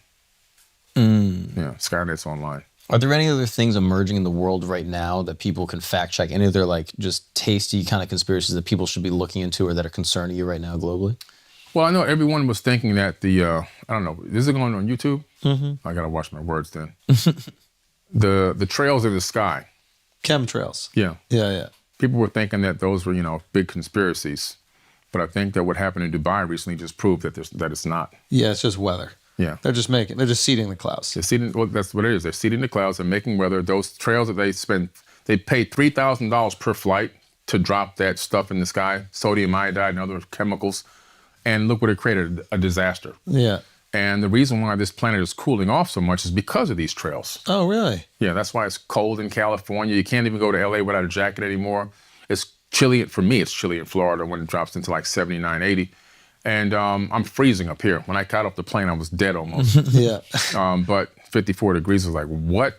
But this cooling effect is happening because of these particulates that they're dropping in the sky. And they're real. And now you can actually go online and Google geoengineering contract. And if you have a plane and a company, you can apply for a private contract to drop this stuff in the sky for the government. So, why do you think the government's teasing all these like UFO whistleblowers now? And why do you think all those projects are happening right now? well, they're trying to get ahead of the game. So the UFO thing has come to a full head. They're real. But also we have some as well, UAPs, right? But they know what they are. We made them. And so now what they're saying is, where can we get more money? There just isn't enough money in wars anymore because we killed everybody. We already took over every country. There's nowhere else to go. I think one of the only central banks that are untouched is Iran. And there's no real money over there, so they're just not going to touch it. But what they said was, wow, we can still take money if there's a war, a pending war from space. So we have the Space Force. Now we're going to get one of these UAPs, potentially, to do what we had happen in the Gulf of Tonkin incident that started the Vietnam War. It's going to attack one of our ships. And now everybody's going to be pissed off. Get them! And now we're going to send trillions of dollars without questioning into this space war that they created to fund projects that they own, that they sit on the board of directors of, that they're taking underground seed money from, and building these multi-billion-dollar weapons that will never see the light of day, and siphoning money from the sweat of our backs. So it's just a phony war to prop up the economy. It's a money maker. All these companies, Lockheed Martin and Northrop Grumman, they're going to do what they always do. They'll tell the government, "Oh, we'll put a bid in for this brand new fighter jet," and then they'll take $15 billion down payment. They'll work on it for 15 years and say, "Oh, it didn't work. We need another $5 billion to see if we can fix these couple things on it. And maybe we can get it to fly." They'll give them another $5 billion. Never works. You're talking about the F-35? There's just many of them. That's just one of many. Yeah. They'll scratch that and do another one. But meanwhile, they've made billions of dollars yeah. off of nothing. And they do it over and over and over again. And that's the technique they use. Now, hey, we'll just take a couple trillion and we'll put it into the Space Force because we need space weapons. Do you think we went to the moon? Yeah, I do. I believe we went to the moon, but we lied about it. And what I mean by that is, yes, we went to the moon, but when you analyze several things, the footage, you see a mix of real footage and you see a mix of artificial footage. That's my thinking too. Now, why is that? I had to dig into this deeper. They discovered on the moon that there were artificial structures. Oh. There's evidence of war on the moon. There's debris laying all over the place. The moon mission was a reconnaissance mission, and the race to the moon between us and Russia was who's going to get their hands on that ancient technology first and bring it back and reverse engineer it. That's what the whole moon mission was all about. And that's why they show you this barren landscape, fake video. Meanwhile, it's all about getting the technology that's laying around. China sent a rover up there, and it got stuck in the debris. And it transmitted an image back before they can delete it. And that went worldwide. It was global. That was like 5 years ago. China rover stuck in the debris on the moon. I went and researched the Clementine mission. It was a military, former top secret mission that became declassified. And as soon as I saw the name Clementine, I knew what it meant. It never came back. Oh, my darling Clementine, you were lost and gone forever. I said, come on. I knew this thing didn't come back, and it never came back. It was a low lunar orbit mission to go around the moon in a low lunar orbit. When it got to the backside, what they call the dark side of the moon, it crashed into something. But on its way there, it transmitted gigs of images back, which was made publicly available. And those images have a lot of anomalies in them, things that shouldn't be there. So we know for a fact that there's something going on with the moon for real. And we got the FOIA, the Freedom of Information Act, on the black box audio from Apollo 11, and anyone can download it now. And guess what it says? It was on one of the documentaries I'm in. The astronaut is looking. What's his name? Neil Armstrong. He's looking down. He says, "Look at those concave structures down there. I bet the people down there never get out." That's on the black box audio from Apollo 11. He wasn't joking. And so, what people? What is he talking about? And why would he say that form of a dome, that form of a structure will make a dome, not a crater? So he's using code to say there's a dome down there and there's people inside of it. When they got Apollo 10, when they got to the backside of the moon, the dark side, comms, you're out of reach of comms now because the moon is blocking you from Earth. Well, something hacked into their comms and started playing this weird music in their comms from that side of the moon, this weird whistling musical note sound thing, and they all freaked out. And that's on the black box FOIA as well. Wait, really? Yeah. Oh, yeah. There's a recording from the dark side of the moon. That's right. That was not planned by NASA or them. That's correct. Oh, yeah. What the fuck? Yeah. They were like, "Who? Do you hear it? Do you hear that? Yeah, I hear it too. I hear it. I hear it. What is that? What is that?" They were freaking out like crazy. Their comms got hacked on the dark side of the moon. Couldn't we see the debris with like telescopes, like hobby telescopes? Yeah, if you have a Celestron 130, which is what I do, a Celestron 130, you can see stuff on the moon. If you know where to look, which basins to look into, you can see stuff out there. Now, is it crystal clear what you're looking at? No, because of the Earth's atmosphere and the haze sometimes, or the cloud cover, or some of the atmosphere kind of gives this wavy look. But there's a lot of images pre-Photoshop that you can get right on nasa.gov that clearly will show you objects are there, things that don't belong. And I think that, like I said before, the moon missions were reconnaissance missions. And did we get some stuff? Oh, we got some stuff. Like, what's one object that was found that didn't belong?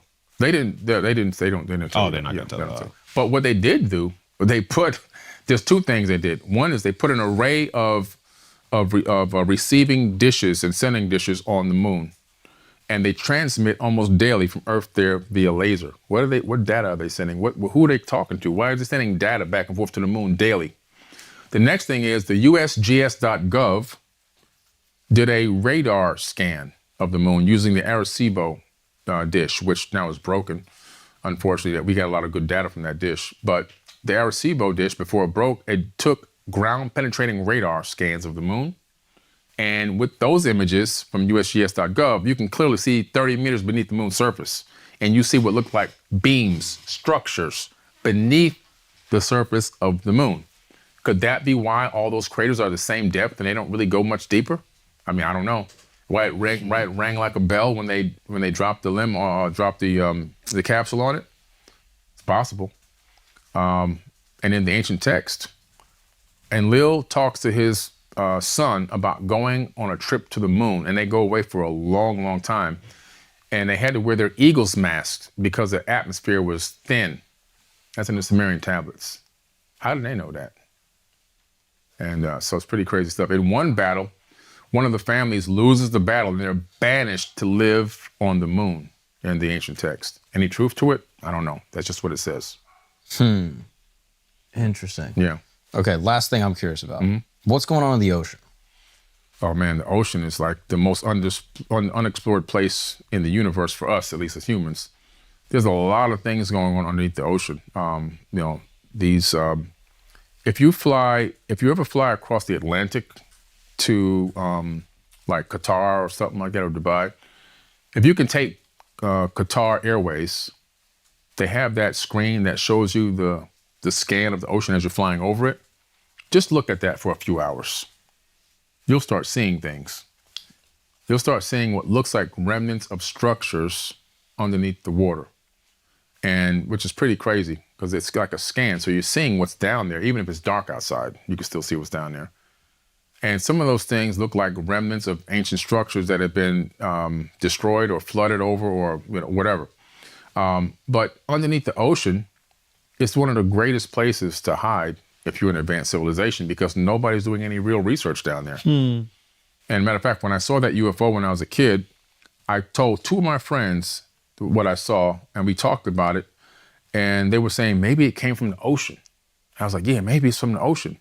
Now, you got to remember, in 1977, we didn't have UFOs on TV. We didn't have all these, crazy cartoons talking about space. The spacey thing we had was, the spaciest thing we had was the Jetsons. That was it. And that was more like fantasy to us. We had the Flintstones and Tom and Jerry, Mickey Mouse, things like that. The Thundercats, which was pretty amazing because they were from the Pleiades. But yeah, they were. Really? Yeah, they're Lyrans and Sirians from the Pleiadian star system, the Thundercats. I learned that later on, going back to research it. So pretty crazy, but we weren't getting programmed about aliens and UFOs. So we just had to think about what these things could be or where they came from. And we thought maybe the ocean. But I think that under the ocean, you'll find a lot of bases there, whether it be alien or ours, I'm not sure. But I think that we will find the best place to hide on this planet is the ocean. What about Antarctica? Oh, Antarctica is crazy. First of all, Antarctica wasn't in that location. It was in a more hospitable location. Why? How do we know this? The animals are coming up out of the melting ice. And so they take them to do autopsies on them, and they have undigested food in their throats and their stomachs. So what does that tell you? They were flash frozen. So now we're talking about tectonic plate slippage. We're talking about a huge continent slipping and moving into a different position, probably within hours, not even days, and creating a global flood. And when that water washes across that land with that cold air and that wind, everything is frozen very rapidly. So this is why those animals have undigested food, because they were frozen extremely fast. And the Antarctica was in a more hospitable location. So we know that. Now there's a giant hole down there, about 30 meters wide. This hole is visible from Google Earth. And when you look at that hole, that 30-meter wide opening, you see all the bases from the biggest countries around Earth are there in this research area. And they're all working in collaboration, no war zone. And so no war zone. There's one other area down there, though, one other research base that makes you scratch your head. The Rockefeller Foundation is there. So they have a research base down there as well, I think right next to Germany. And so we have a guy on our TV network named Brad Olson. He went down there and he got on land and got allowed to get off the boat and come on land. And it's on a TV series called The Secrets of Antarctica that we have on our TV network. But yeah, it's crazy. Now, Buzz Aldrin went down there. This is when the presidents and all the famous people were going down there at one point. All the leaders of the world were going down there. He got invited to go down there. He hopped on Twitter and said, the people that they're meeting with were facing the most, he said, we're facing the most ultimate evil. We're facing the ultimate evil. And then the tweet got deleted about 4 or 5 hours later, but everybody already screenshotted it. It's too late. And once you get it on Twitter, you know how that is. And then they flew him out of there and said he was getting sick. He was coming down with some kind of cold or something. He wasn't sick. Whoever they were meeting in that hole, he didn't like what he saw. And now to add to that, I went to do some training for remote viewing with Major Ed Dames. He's on, you can look him up on Wikipedia. He was the head at one point of the CIA remote viewing program, right? Project Stargate. And so I was trained by him for 2 days, total of about probably 16 hours, 1 year, the next year about another 10 hours. But in our conversations after class, he told me that there's people that live there, not from Earth, that can come and go as they please, and there's nothing we can do to stop them. That's what Major Ed Dames told me. Were you able to remote view? Yeah, I was. The reason why I did the remote viewing is because I actually took a test that was sent to me. What is remote viewing? That's when you send your mind outside of space and time to look for a target anywhere. So let's say you have a target for me. Explain that again. There's like Stranger Things. Stranger Things is like an example of like remote viewing. Yeah.